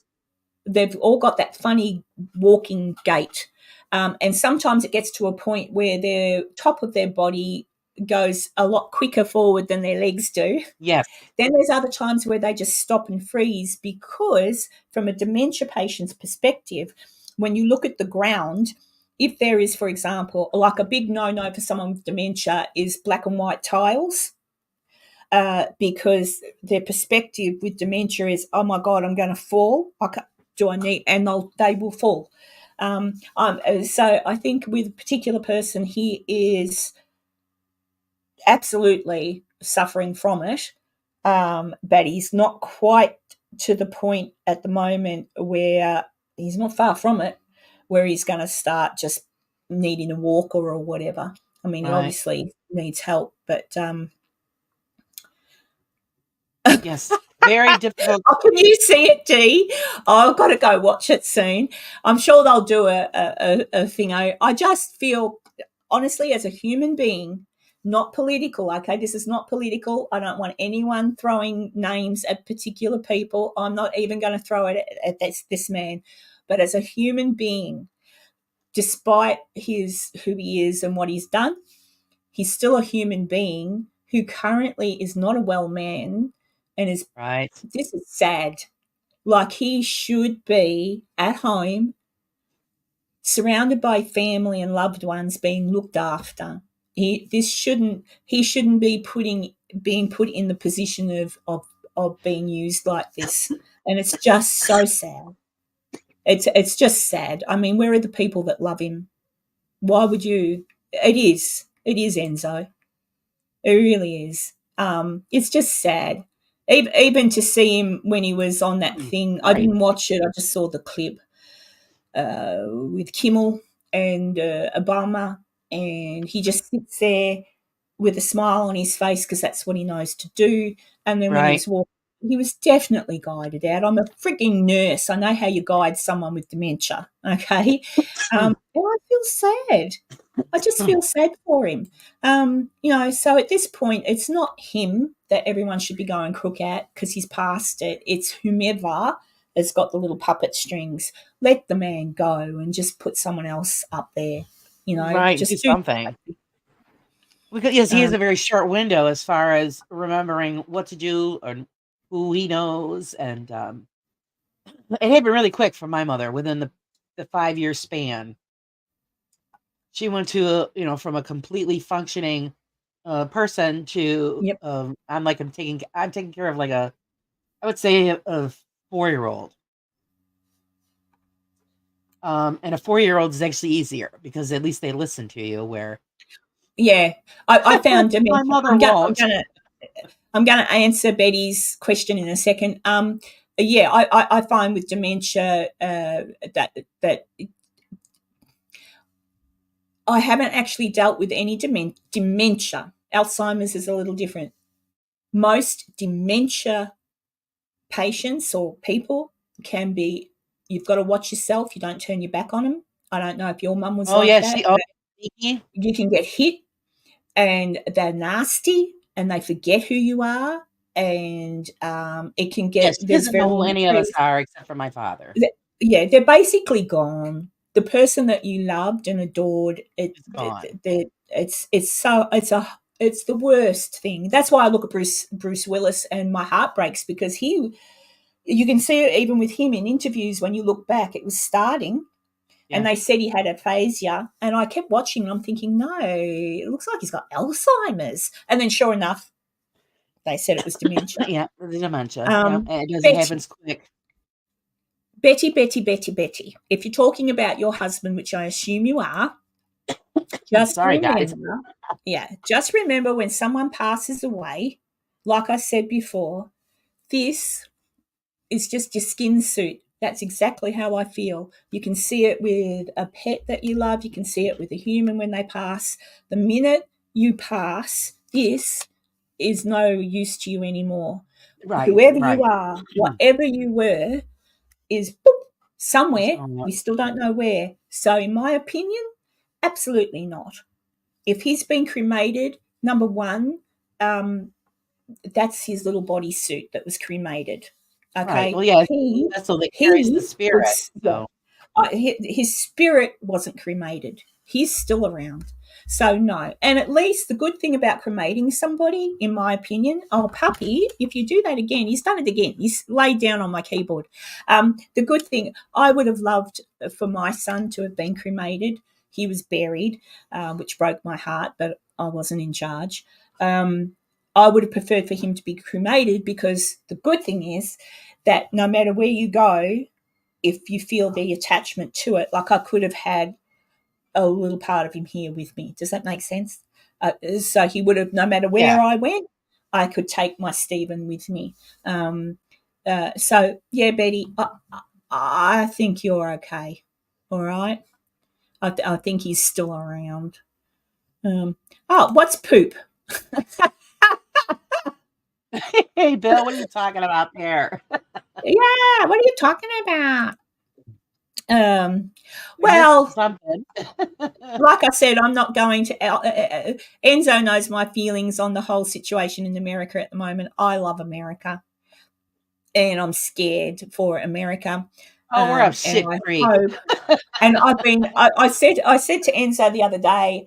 I have been. What you? Some of you people really need to watch Congress in action. You can see tons of it on the internet, but I've been watching live streams from Congress. And when the congressmen get to people can't get called in. Some people get nominated, so they've got to hit for different positions, and they've got to sit in front of Congress. Before I started watching that, I kind of blindly thought that, the governments do the right thing, and someone's watching that, so that can't happen, and I'm sure that's good, and I'm sure. Yeah.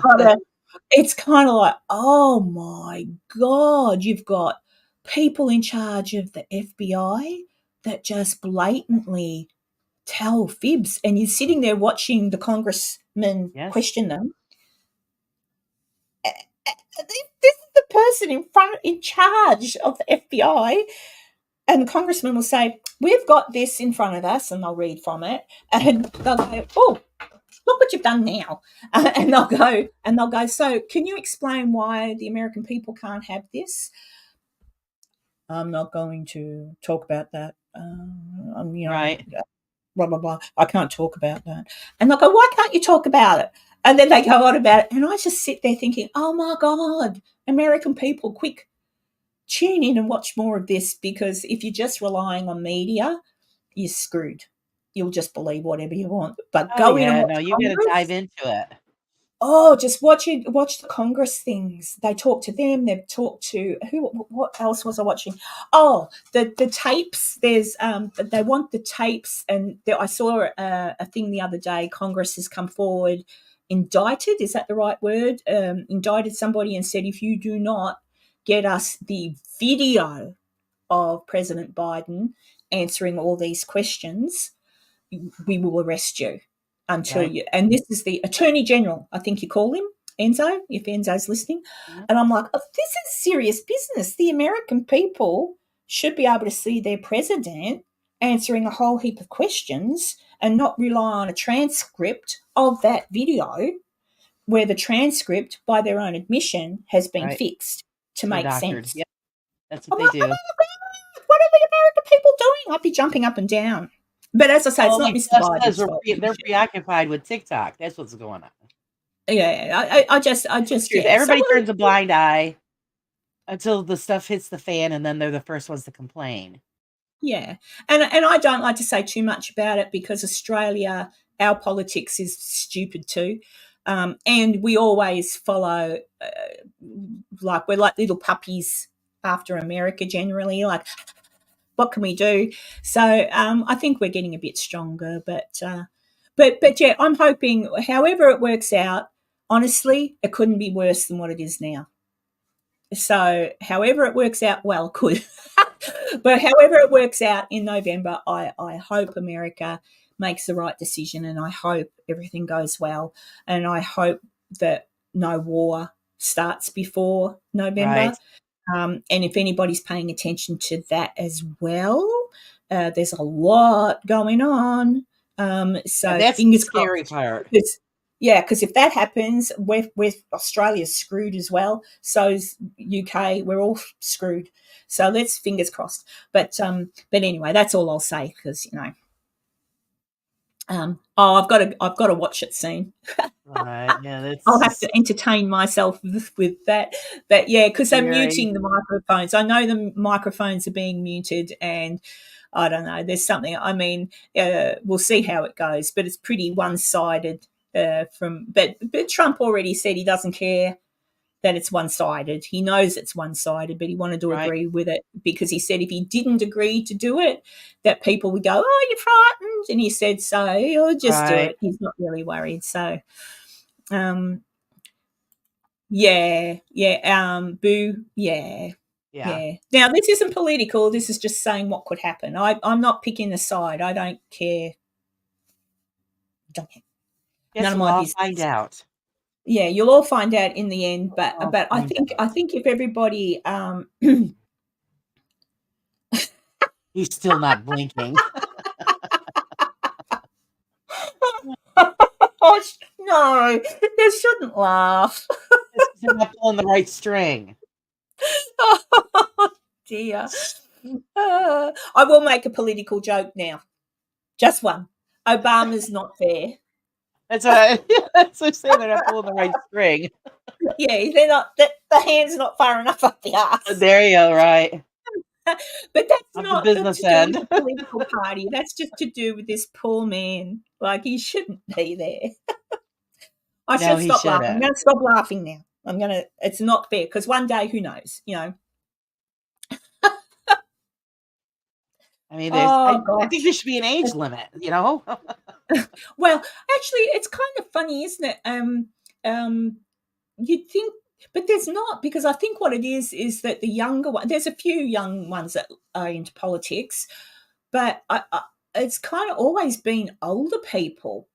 Right. Like it's always I saying mean, when you're maybe getting it's because when you get to a certain age, you're more aware of things. Because when you're younger, admittedly, you kind of don't give a shit. You listen, you kind of listen. You make your judgments because you turn on the news and it's some news anchor that you think is nice, and they say something. You go, oh, that's who I'll vote for then. right. But I think as you get older, you get a little bit more cynical, and you think, hang on a second, why am I voting for you? And then you look into it a little bit differently. But I Right. think maybe that's why younger people don't run to be a president or a prime minister because we have the same thing here. All of our prime ministers are generally over 60. Some are a bit younger. Right. But yeah, I think it's just an old people's thing. But there should be an age limit. I reckon well, I'm 61. I think I could probably do it if I were prime minister, but I wouldn't want to because I think I'd be dead in 5 years. The stress, I have to The stress say, is horrendous, yeah. prime minister or a president or whatever, look at the scrutiny that you're under Oh, yeah. and how people can just really be nasty about you when they don't You could just necessarily. see the wear and tear physically on the people who are in Oh, that look, office. Obama had black hair when he started. When he was finished, he's grey. Yeah. Most presidents start. Well, you couldn't really. Oh, well, you can. You could kind of tell with what's his face. What was his name? The one that had the girl under the desk. Oh, Shit, Clinton. Clinton. He Like started when off as a Clinton. young man and left an old man. Yeah, well, he was a Yep. younger president, I guess. So you had him, and then you had Jimmy Carter. Like a lot of them, like it's kind of a mix of age groups. I don't Yeah. think you could come in and be the leader of a major country without a little bit of life experience under your belt. But I think at some point, the life experience under your belt becomes, oh, well, I'm a little bit too old now. I think I'd much rather go fishing. I That's what I reckon. do. I reckon. I don't know. I don't know what the age limit is, but no one actually, apart from I believe there was a few Uh, people that put their hand up to run. Right. in this particular. But I don't know Could how it be. works in America. But only so many people got through. And Mr. Kennedy, I don't understand why he wasn't allowed to be in this debate. They should have let all people be in it, I believe. Right. To be fair, I mean, it would have been good to have Mr. Kennedy in the middle, and then you've got all three people that the American people. There's your choice. You've got Kennedy, Right. Biden, or Trump. Give them all opportunity to see these three men Something. discuss, and then Right. make a educated decision on what you've got before you. But there you go. What did Dee say? That's funny. Where am I? Uh, well, he probably forgot to put on his makeup today. She's all good, but Or off white. It's funny. 70 is the oldest. I reckon, yeah. Like I say, like I'm 60. I feel okay. If I were, I would never want that job. Oh Who'd want no. that job? Um, you'd have to be. You'd have to be kind of like. I'm not voting for Trump. Okay, this isn't a thing for Trump. What I'm saying is Trump is a billionaire on his own feet. He does not have to do Doesn't even this. need it. All right. He doesn't have to run to be president because Right. he's got billions. He could continue doing what he does to make money, which has got nothing to do with politics. He's just what he is, a developer, etc., etc. He doesn't have to run for Right. president. Whereas Mr. Biden, although also very, very rich, he's kind of at end stage of his life now. He is. Now he's got the dementia, so he's probably not going to live for a very long time. Dementia, as you know, with your mum, gets you pretty quick. Eventually, you don't. Although I have seen some people last, and you think, Jesus, how are you still here? Right. 10 to 15 years they could go. Yeah, like some people, what torture that is. I reckon they're the people that might have been really nasty in in real life, and that's their punishment. Although I Maybe. shouldn't say that, but do you know what I You never mean? know. Like your mum. I just, couldn't understand it. My mother was just such a sweetheart, and That's to what I have mean this too. is just I so don't think cruel. I know, but Her, anyway, but everything was stolen from her, and she didn't deserve it. And no, and I think if anything happens to me, I've already said to my children, if anything happens and I look like I'm getting dementia or anything, please put these. I've already told them what cocktail to put in front of me that will look like I've accidentally taken it myself. Just put that there and say, "Mum, take your vitamins and go out for a holiday, and then come home." well, Let that's what you me want. go. I do not want to live like that. It's. Please let me go. I know But my the mother good wouldn't thing, like me either. It's yeah, terrible.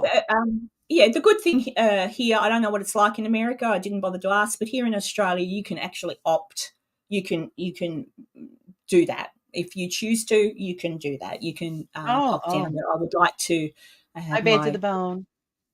like put me to sleep, please. Are you Bad to anything the else, Bill? bone. Bad to the bone. I wanted to say, uh, it's really weird.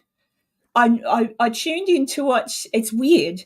Bad to the Bone, for whatever reason, has been going down the same path mentally as I have, without us actually speaking about it. I have Ah, been, if she's listening, which I think she is, she's still here. yeah, she's still Um, there. um, I noted that you uploaded the Norma's video or podcast video thing on the Conjuring House, and I was actually watching that the week before last. I found it through another channel, and I thought, oh, you found it. Oh, bye bye, Bill.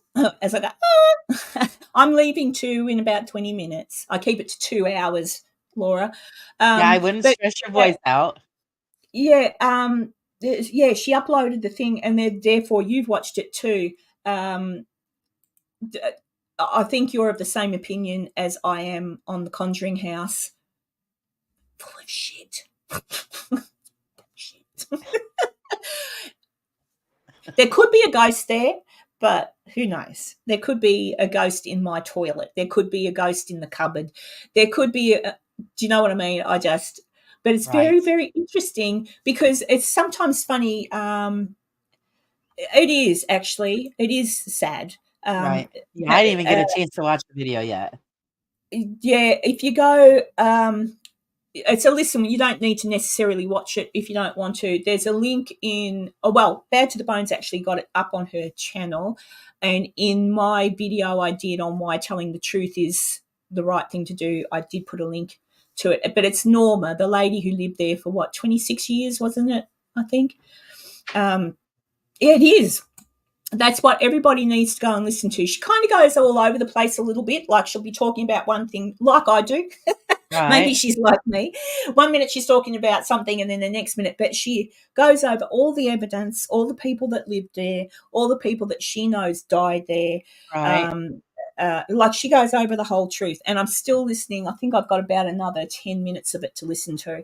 But I was listening to the whole lot because I was trying to find, as I said earlier, I was trying to find this Abigail Arnold that Right. the toe tapping twins seem to A B Abigail. That from what I can find out, and I was saying to Joe before, I can't find any freaking Abigail Arnold that lived in the house ever. There's tons of Abigail Arnolds. There's tons of Arnolds in that area, but not in the house. Nothing to do with the house. The same as they pulled in Bathsheba. There Right. was a Bathsheba Arnold. There was a Bathsheba Sherman. They say it's the Sherman, but she never lived near the house either, and neither did the Bathsheba Arnold. She was just little. So it's just interesting that sometimes other creators, because I don't always get time to watch everybody, I do tend to pop in on Boo and watch her sometimes, but I don't get time all the time. Sometimes because I'm busy with life as well and shit going on with me. But it's interesting, isn't it? Sometimes you think, oh my God, why Bazinga? Going down the same kind of thought process as I was. Right. It's just really interesting. And I think sometimes too, I'd be interested. Thank you, Betty. I do try. Um, I do think that if you go down the same route as someone else, it means that there's a reason for it. And like I don't even bother really mentioning the toe tapping people anymore because I think anyone with a brain in their head knows that they're liars and take advantage of people that are grieving. So what does she say? Did you see where I posted a Satori comment on Instagram about never stopping their method? Yeah, they're not going to stop their method. Actually, I did see you talk about the fact that they were supposed to have performed it somewhere just recently. If anyone's interested, check out Bad to the Bones channel because she does put some interesting stuff up there. In the beginning, it got quite nasty. Not Bad to the Bone. I mean, in the beginning, when all this started with the toe tapping people, nastiness was just getting spat out everywhere. People were being atrocious. And Oh as I yeah. said, people that come across as being very nice, I'm keeping out of it, are actually the ones that you should be worried about that were Yeah, throwing threats. I didn't do anything about that. I says no, don't want to be involved with that. Yeah. So I put out Yes. my little videos. I put out my little video as in regard to how what they were doing upset me and why. Right. You know, him. Yes, I you found get your opinion out there, but as far as doing any kind of in-depth, you know, I guess kept digging or out of it because I had seen the threats that had gone to other people, and I'm pretty sure, almost positive that Boo Boo, I'll call you Boo Boo, got. You can correct me if I'm wrong, but I'm reasonably positive threats were made in her direction as well. Threats were made in other people that I appreciate and care about, and I've read the threats. I actually right. was given the emails, and I've read the emails from this particular person and thought, well, you've gone down in my eyes, is all I'll say. So sometimes it doesn't pay. Say your bit, say what you think. That's why I generally always try to avoid name calling. So I Yeah, will sometimes it's really hard, but I always try to avoid saying things like like I see other people say things like "you're stupid, you asshole, you idiot, you bastard, you f you." Da, da. I try Right. to avoid that sort of shit. Because then you're asking for trouble.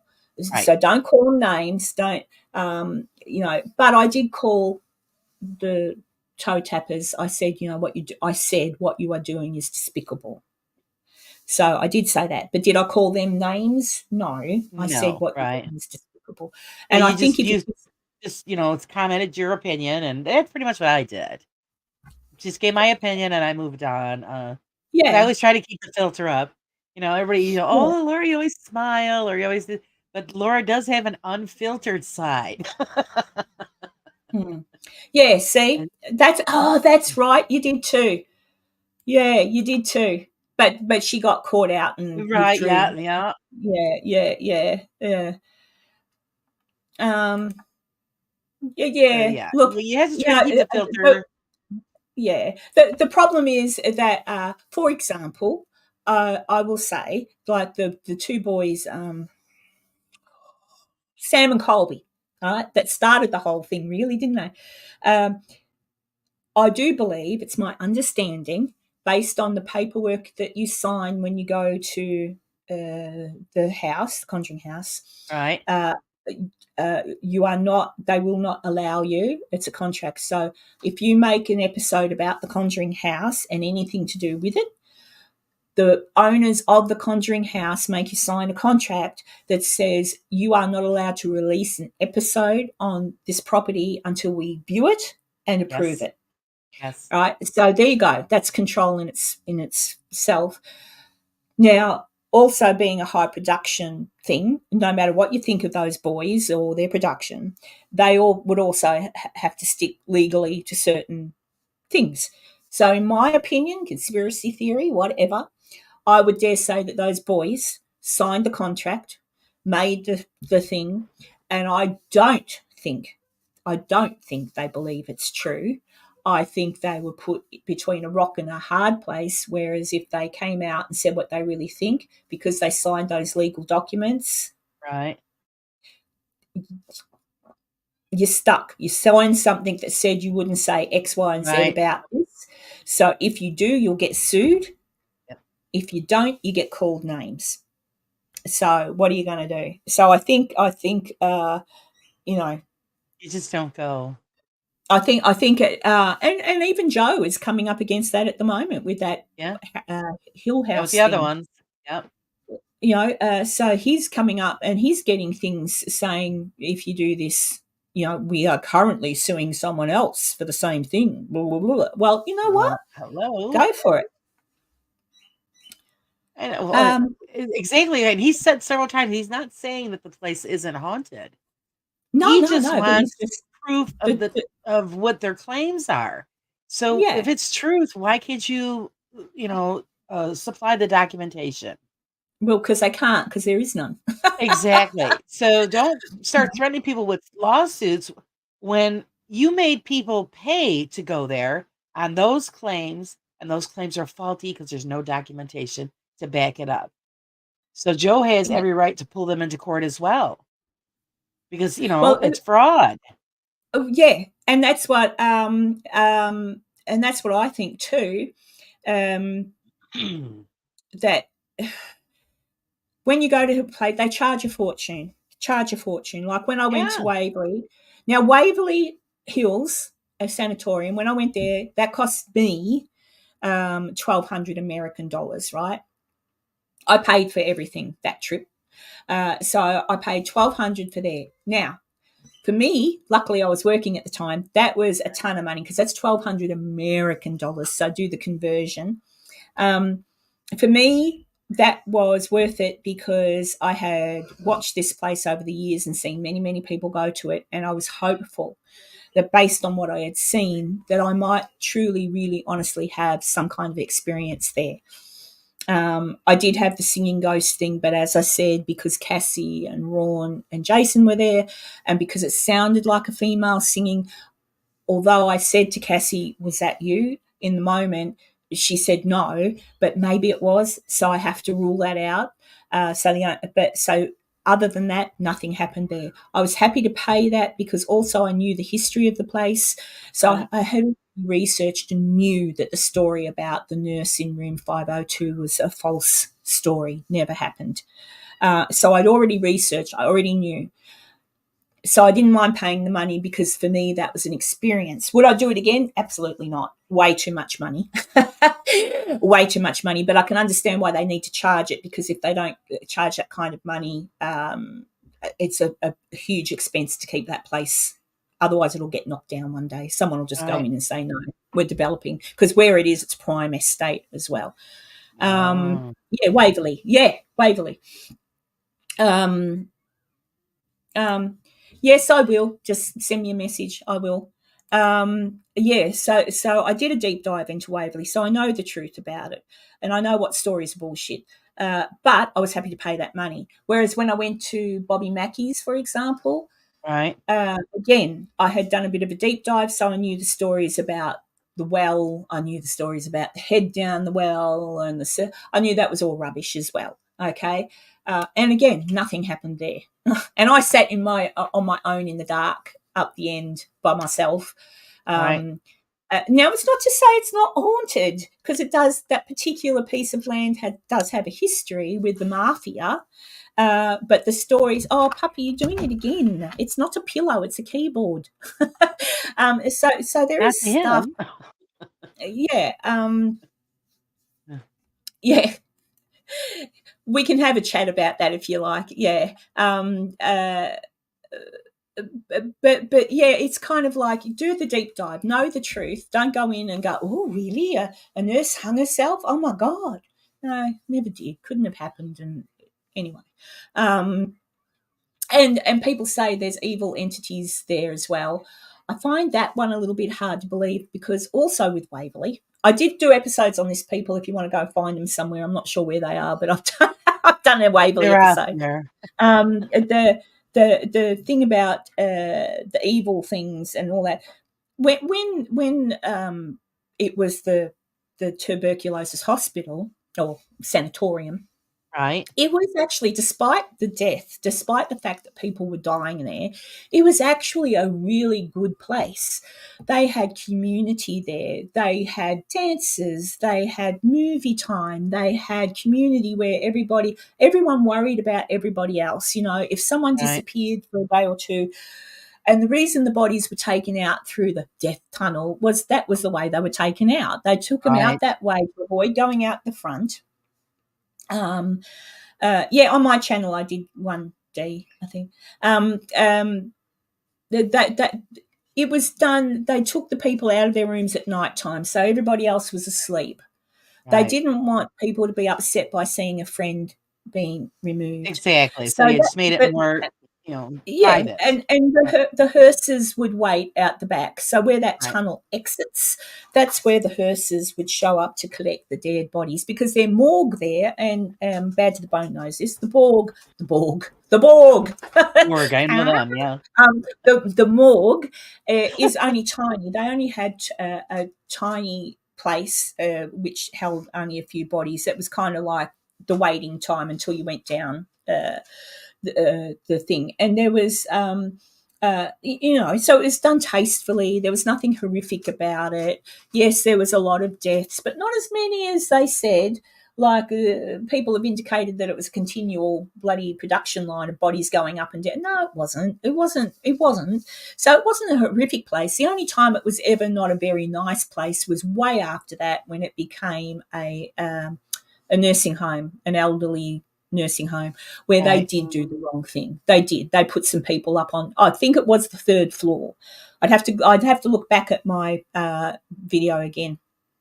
Anyway, the third floor, fourth floor, Right. where it was where the people with dementia were put, because they were hard to handle. Yeah. So they kept other people on the other levels okay. It was the dementia ward that wasn't, which Yeah. They happens locked him away everywhere. and left him there. Yeah. Yeah, and there were stories about a lady being locked up in a room, a records room. When you go there, you get told about the records Right. room, and the lady got in there, and the door shut on her, and she died. Um, that records room, according to the original plans, was a cold storage room. It was never a records room. So unless they turned it into a records room when it was a nursing home, but yeah, and that story wasn't substantiated. So it's interesting. Right. It's interesting. Owners and caretakers lying so much these days about their location being haunted. It's sad. Yeah, I mean, anybody nowadays could just buy an old house, yeah, and say it's haunted and Pretty make much. up bullshit. Oh yeah. But yeah, yes, the historical side of society is generally where you'll get the truth about places, and Right. that's why even what I did on the Sally House, everyone knows I love the Sally House. The same with that, all a whole heap of bullshit. I think what happens, actually, I've got a theory. I reckon a lot of these things, like Amityville, was the 70s. All these poltergeist type stories were the 50s, 60s, 70s. Uh, Right. uh, Thing back Sally then. House was the 80s, right? Right.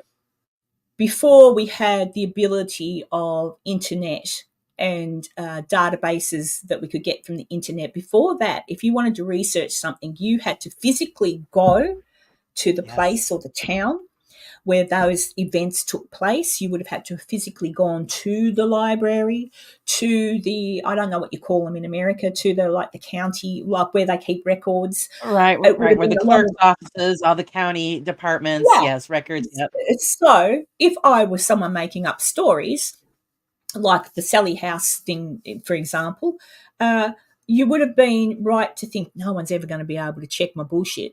So I'm just going to say this, because who's going to come here and check it Right. without the forethought of what's going to happen 20, 30 years down the track, when all of that is searchable. And we can. A lot of it's not. Some of it is lost to time, unfortunately, the paper-based records. That's the problem with Virginia City, for example. A lot of the murders and things that took place in Virginia City were papers and kept in a place, but one of the rooms where they were kept flooded.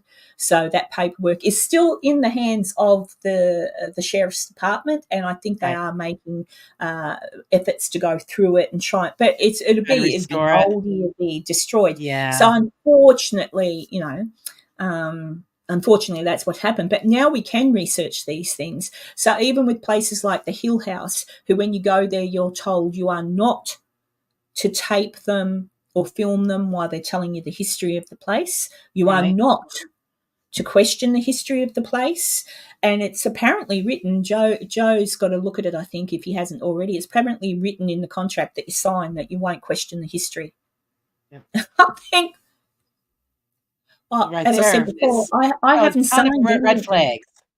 Yeah. Ton I of haven't. red flags. Red flags. I have Thank you, not Beta signed any Ramon. paperwork to do with that, so I'll do Yeah. what I want. Ton of red Um, flags. yeah, yeah. It's the same thing. I think all of these places are just full of crap, uh, and it's sad because the truth behind them, like the Sally House, that's the only one I can really refer to, or Waverly Hills. Um, the fact of the matter is, people did pass away in these places. The Sally House, the whole, many family members passed away in that house, 100%. Right. But they were good people. And even the little old lady that was accused by Pickerings, I want to say their name was Pickering, Debbie and Tony Pickering, they accused the little old lady who had lived in the house of practicing witchcraft and doing the thing in the basement, the, what do you call it? The The star. pentagram. Yeah. Yeah. I did research on that little old lady, and that little old lady kept to herself.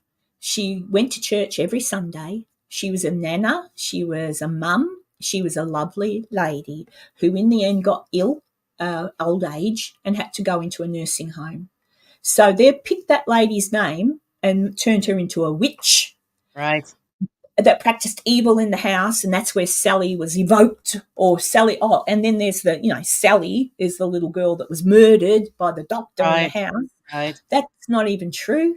Never happened.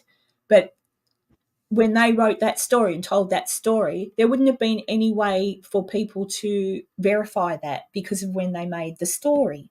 Exactly. So, and that's the problem. They do it in such a way that if you do question it, oh, we're going to sue you for calling us liars. So you've got to sort of say, well, maybe you did have an experience in the house.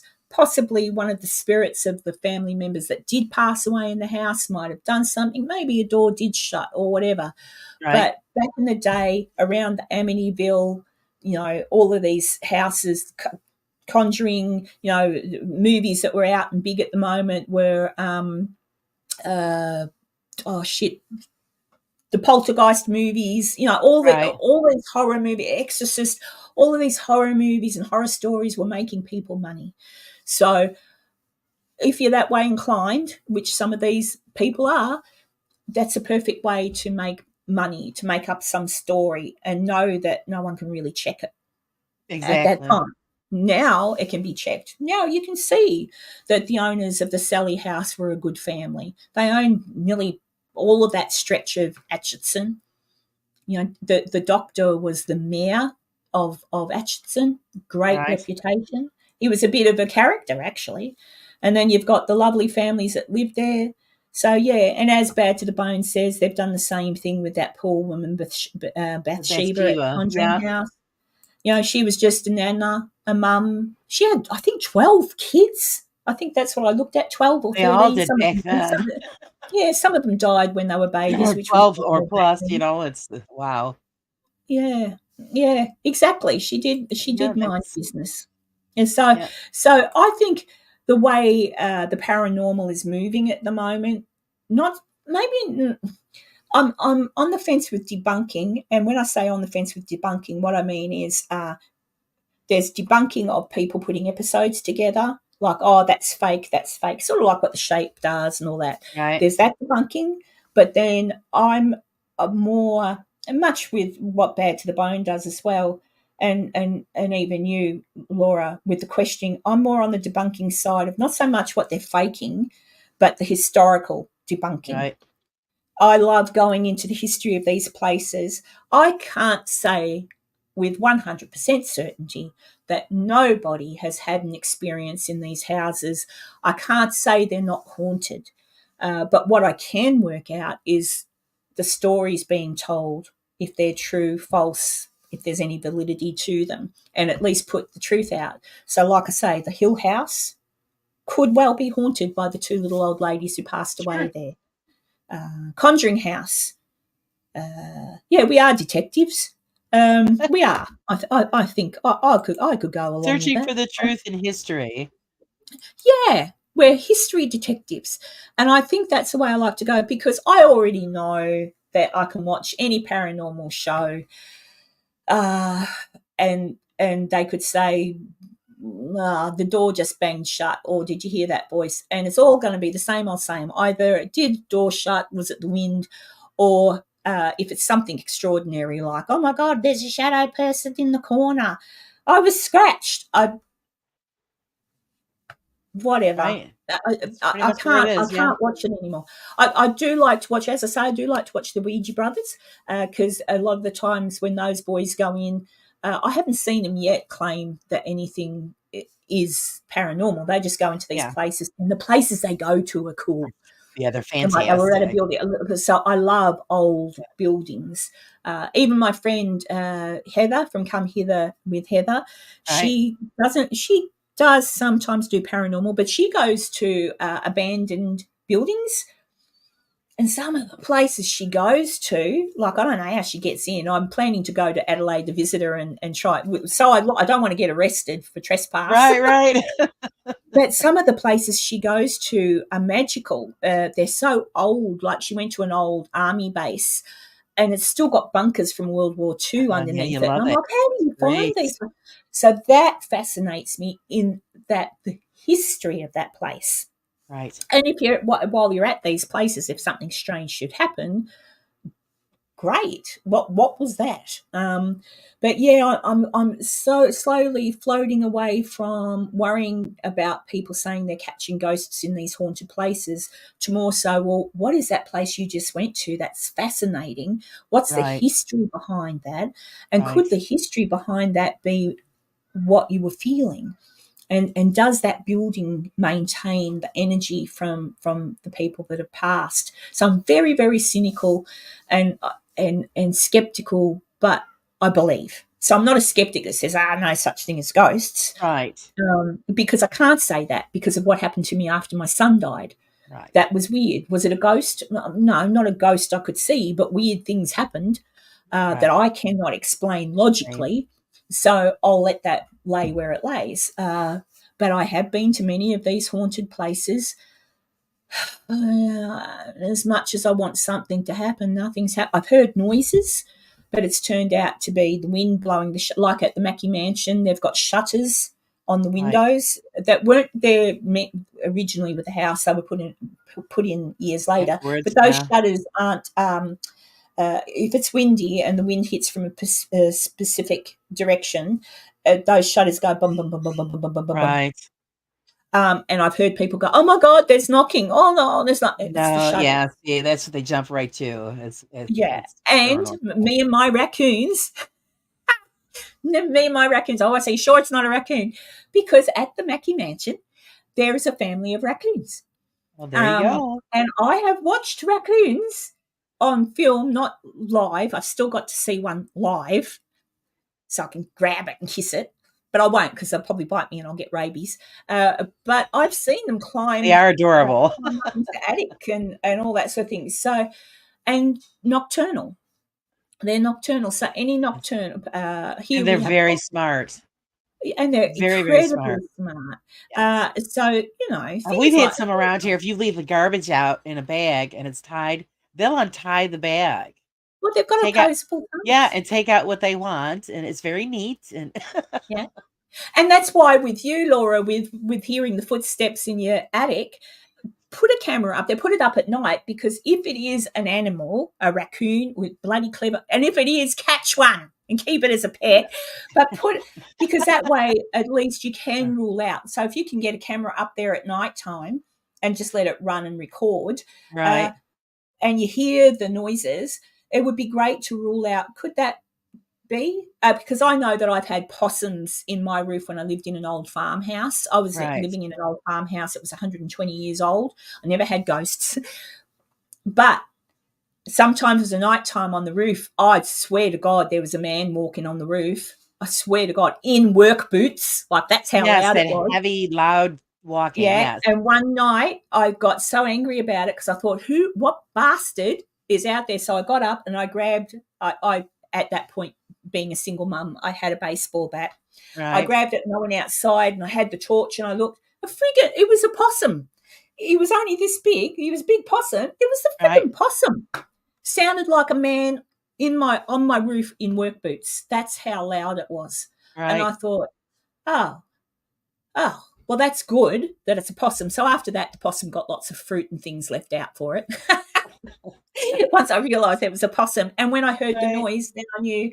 So it's amazing that a little animal this big can make so much noise. That's why I reckon just double check. I don't know if you've got raccoons where you are. I'm assuming you Yes, have. we do. We have raccoons, but yeah, the only thing that we've ever had in our attic was a bird.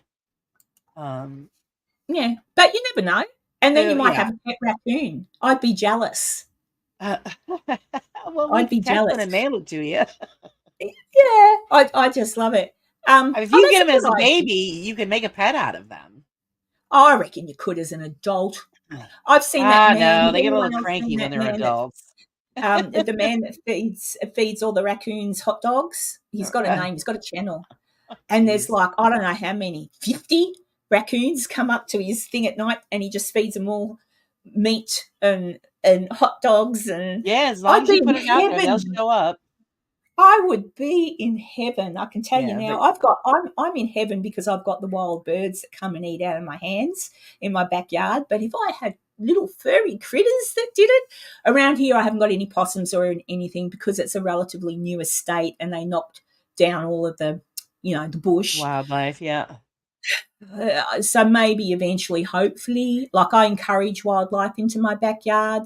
I put fresh fruit out for the birds, or I Oh, put we've got all kinds of stuff over um, here. yeah. So hopefully, over the years, the wildlife will come back when the trees grow more and stuff. Right. But how did I get onto wildlife from ghosts? See where I go?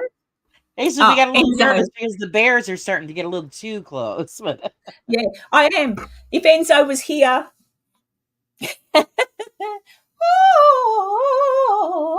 oh, he just said the that only you're thing a that Disney happens is it's princess. not Yeah. like yeah, I'm not like a Disney princess because I can't tell him to clean the house. Is it Cinderella where all the animals fly around and clean the house for her? I don't know. Dong. That's right. Enzo's just done it. But dear, I talk a lot, don't I, Laura? Have you got a word in edgeways at all? Yes, I got some in. Yes. Go. I'll have a rest. I'll rest my voice for. I've already gone overtime. Look at You're that, over your Enzo. 2 hours. Yeah, that's it. Yeah. All right.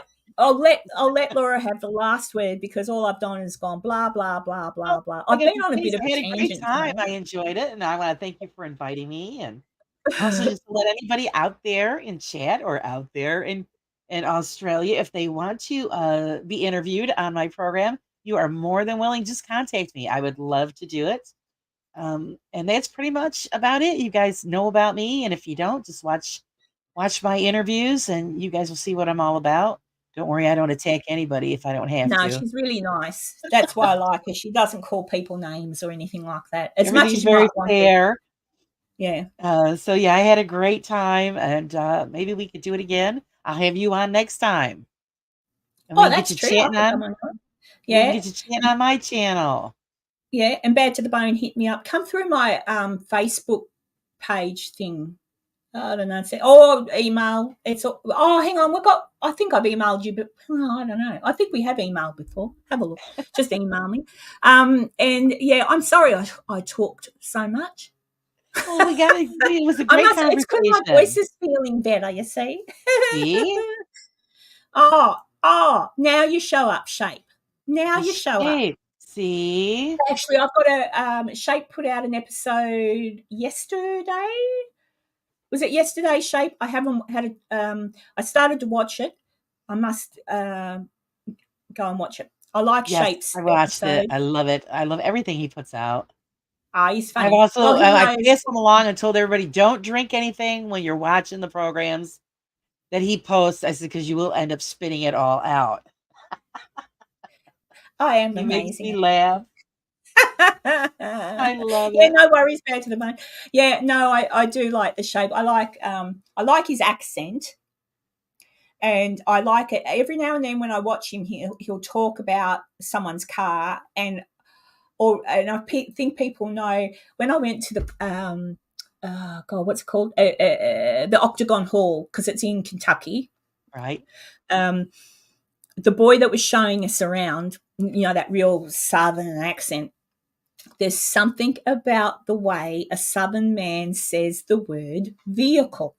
Right? It's Right. just the word vehicle. They can talk and talk and talk, but the minute they say vehicle, and Shape says it the same way, right? And I made a Aha. joke. Now, this is a joke, all right? This is a joke.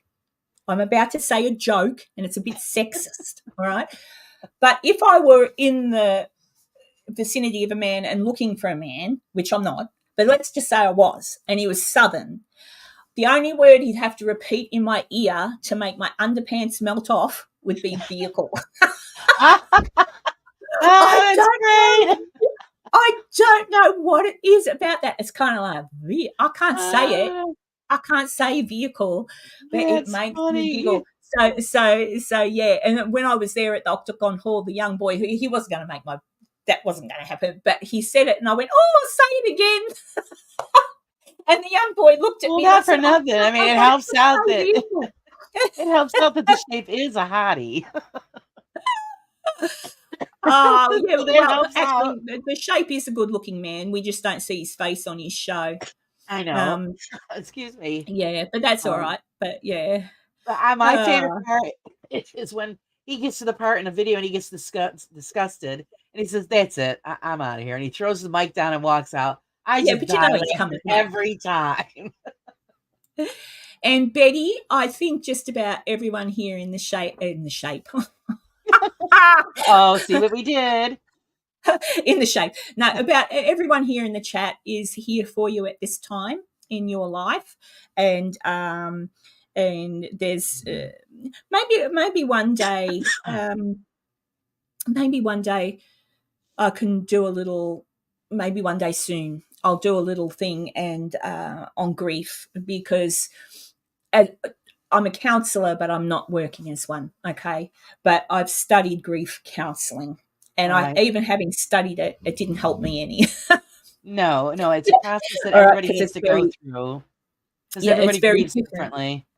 Yeah, Yes, so Betty, we'll keep you in and your they're our all prayers. yeah, and all of those all of those we learn. Oh, there's all these things of grief, and you go through them. You don't go through them in order at all, ever. I have learned you go through certain things straight away, which Betty would be going through now, and anger remains for a while, and then it dissipates, and you think you're over it, and then something else happens years later. It's been 5 years since I Right. lost my boy last month, and even now, I'll get really angry about it. Even now, I'll still Sure. barter. I still do that bartering. Like if only it had been, if I could have done if I can go back in time, how about it's me and not like you still do this, but it doesn't stop. Right. You just learn. You To learn. deal with it or turn it into something else. Yeah. It's always Um, gonna be in the back, in the background, and then you just have to learn to turn it into something else to go yeah. forward. Yeah, I think so. I reckon Shape only ever pops in for 5 seconds. He's probably gone now already. But hey, Shape, if you are there, feel free to send me a thing on Messenger that says, Karen, one day I'll take you for a ride in my vehicle. And I'm outside fixing my vehicle. And just do that. Send me a loop and I'll just. If she doesn't show back up, her underwear bursts into flames. Oh, Oh, we'll dear. know what happened. Yes, it's true. That's exactly it, Tanya. Nothing. So maybe, Right. look, maybe early next week I'll come on uh, and uh, and I'll just talk to everybody and just if anybody needs to come in and talk or ask a question, I'll let you come on in. I'll just put a link. I might do that because we have over the last few weeks we have lost a few people in the Oh, community. yes. And I feel like in particular, like Daniel Scurry, he was a good support to me from the start of my channel, like right from the start. And he would talk to me privately, and I never got to meet him, which was sad because a couple of times that I could have, he was unwell when I was in Virginia City. Right. And you think we do sometimes forget that we're not here forever. And he wasn't old; he just got sick, right? Right. And you think, bugger. And I didn't have opportunity like I would. I'd say, thank you, Daniel, that means a lot, or whatever. But you just think people are going to be here because they're younger. Like they're just going to be here forever. And so sometimes Right. we forget to say stuff to people. And that's why now I feel really bad that I never said, oh, like he knew I appreciated his support, but do you know what I mean? Like I feel really bad. I kind of think back and I think, I probably should have made more of an effort to get him to Virginia City, but you don't think Right. to because you think, look, I'm just so busy, and if he can get here, he can get here. But do you know what I mean? You feel a It bit of happens guilt, to everybody. and I think that happens to everyone. So, Yeah. and that's the other thing that you need to sometimes don't feel guilty because just because you didn't get a chance to say anything, people know. Sure. But that is one reason why when I'm usually on a live, I do try to remind people in the chat. Yes, some of you I have not met personally, but I can tell you with 100% positivity when I do a live like this and I see your names pop up, I know who you are, and I know sometimes a lot of you have shared personal things with me, and I appreciate that. In fact, I'm a little bit, I'm flattered that you would want me to listen to your problems and help you. And I'm not always necessarily a great help because there's some things I just can't do. I can't help, but Right. I can listen. But, the I helping can, is you're listening. That's yeah. the point. But sometimes I want to help. Right. And Crow's not in here at the moment, but he needs a good kick up the ass because Crow gets down on himself a lot as well. Too And much. you know, you just gotta, I don't know. I mean, I get down on myself sometimes too, but the one thing I love about coming into a chat is that by the end of it, today's been a bit of a therapy session for me. So sorry, Laura. That's all right. No, that's if it helps you out, that's great. Yeah, but I hardly gave her room to breathe, did I, guys? It was like verbal from Karen. But I know that when I end this, it's lunchtime here now. I'm going to have the rest of my day is going to be brilliant because I've talked to people. I've had people make me laugh, You've let and it all out. yeah, and I've looked at Laura, and Laura was happy to come on, and Laura can come back on again. We can always do a fortnightly or a monthly chat, Yeah, that's and fine where with I'll me. try to shut up, Laura, so you can get a word in edgeways. But I can promise you now, if I was a guest on your channel, I am appreciative of it, and I do shut up. I wait till I get asked questions because it's your channel, and it's really weird. Um, let's see. Don't live in Oh your well, you trust me. As you get older and things break down, there comes a time where you kind of think, yeah, I think I could do another 20 years, and then I'll have enough. I'm gonna keep going until um, I get called home. Put it that way. yeah, I think it's amazing that people live to 100 or more. Because again, there's that history thing. What they've been through, what they've lived through, and what they've seen, I think is incredible. I talked to a little old lady once that was, so how old was I? It was the early 90s, and I was working in a nursing home. She was 102, and I went and sat down with her and talked to her because she remembered it was when the Titanic, that's when I was working. It was when Titanic, the movie, came out. Right? And I went to work and I sat down. I'd get in trouble all the time because I'd take a cup of tea to her and a biscuit and sit with her and talk to her and have her tell me stories about when she was young. And I said, do you remember when the Titanic sunk? Oh, she said, oh, I absolutely do. She said, that was terrible. And then she rattled up a whole heap of stories about how here in Australia we looked at that. And I went, wow. So That's yeah, amazing. yeah, it's just great. Oh, Oh 102. yeah, God 3 July. bless her. Yeah, the 102. That is Well, amazing. Enzo can listen to the firecrackers. You got firecrackers. You're in New York, aren't you, Laura? Yes, that's going to be starting pretty soon. You've got a really strong accent. And you think I do? Oh yeah, but Oh, I'm all just right. trying to work out. Is it Jersey? Oh, no, no, no. I actually live what's Boston? called Central New York. I'm at the foothills of the Adirondack Mountains. Because it's So like, I'm nowhere near New York City. I'm closer to the mountains than I am. yeah, you sound. About I don't know. 3 hours. Do you know where Buffalo, New York is? Oh, okay. Yes, I Three do. hours from Buffalo, New York. Oh, there you go. I'm going to shuffle off to Buffalo. Yeah. Oh. Oh, well, that's cool, Bad to the Bone. Try and talk to her sometimes. If your nana died there. But then I hope that if your nana died there at 102, she's somewhere else now having a good old Right. She's party. had enough of doing her own thing. That's right. Oh, dear. Yeah, Massachusetts. Massachusetts is not too far from us either. So yeah. There you go. All right. Have you got any final words, Laura? And I'll end this because, I look, just two and had a a half great time, hours. I guys. And intended like to go for two.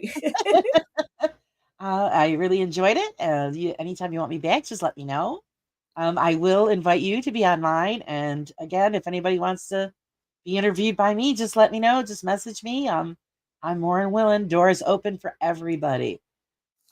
And that's pretty much about it, guys. All I right. hope everybody enjoyed it. And Enzo's just telling you what Glens Falls, and he was stationed at Plasmas 8 That's years. oh yeah, yeah, been there, yeah. Yeah. Well, okay, guys. Betty, much love if you're still listening, and anytime you need to talk, let me know. And to everybody that tuned in today, thank you. And sorry I spoke too much, but anyway, I am a Karen. And yeah, Enzo will be with me on Sunday as per usual. I'm not sure We what look forward interesting to things he's got up that. his sleeve for us, but we'll have our little Enzo the science guy. Um, and next week I'm going to have a little chat about the Conjuring House, but I might actually. Yeah, yeah. I just, I'm not necessarily just the Conjuring House, just again about, why people tell fibs, which is What's kind of like going what on? we did today, wasn't it, Laura? Yeah, But just to remind everybody to be mindful and look into history as opposed history to is the anything important else. part. But Hey, yeah, Angelina, look out for your yeah. message. Yeah, Well, that's what I try to strive so much. Try to drive it home. The history and the education is so important, and whatever we can do to make the community better yeah, and enlighten them more is pretty much the I don't know just what I like to do, and because I don't know everything, and you don't know everything, but at least if we don't know it, we're going to research it. we're going to try and find out. We're going to Yeah, try to find the answer, and that's what that's about. And yeah. I love it when people tell me, yes, their experiences, but the history that went behind what they were doing as well. Exactly. And I like to look into who they were as a person, Right. I what will their be having something. I'm working on a project now that pretty much basically deals with history, because we have a very large cemetery in our area that has a lot of historical figures. And so that's what I was doing over the last couple of days, taking a lot of photographs. Mhm. Excuse me. So I'm going to be doing, segments, and focus on one at a time or two at a time, who they are, their history, and what they did in their lifetime. And to give you a hint, one of them is actually a vice president that is buried in the cemetery here, which blew my mind because I never knew it. So we have many, many in our area. It was an industry during that period, the 1800s, 1700s. This was like a mecca of industry. Mhm. The city that we're next to. So all of the bigwigs come here, come here. We had the Erie Canal that run through here. So everything would come in through waterways and trade and factories. So there's a lot of history. And it's interesting that you do that. When I first started my channel, and I haven't done it for a while, but if anybody wants to go back and look at my terrible first videos when I was just learning, but I do the same thing, or did the same thing. I'd go to our cemeteries around here and just take photos of not particularly famous people, just take photos of monuments that were beautiful or interesting. Then I would go home and I'd try, like I'd take maybe 30, 40 pictures of different Right. things. Then I'd go home and I'd take names and research the names, people I didn't know. But a lot of them, once I researched these people that were people I'd never heard of, that I could find stuff out about their life and they were really interesting. And I'm like, wow, who'd Yeah. have thought? And then I put together uh, um, an episode. So I like one of them is my walk through Toowoomba Cemetery, and I take here's this person, and this is who they were, and a little story about them, and a picture of them if I Right. could find them. And this is their monument. This is who they were. So yeah, same thing. So it is really cool because you're remembering people that are no longer with us, but they had important things Important that they did in things. their Yeah, that's lifetime. that's the whole point of it. Yeah, Like I said, it's a lot of people you'd like, why would they be here? What's the story? Why was this famous person here? And so yeah, that's what I'm gonna do. Like I said, last couple of days I've been spending taking photographs in the cemetery, and I also yeah. So have visited fun. a cemetery that people didn't even realize it was still there.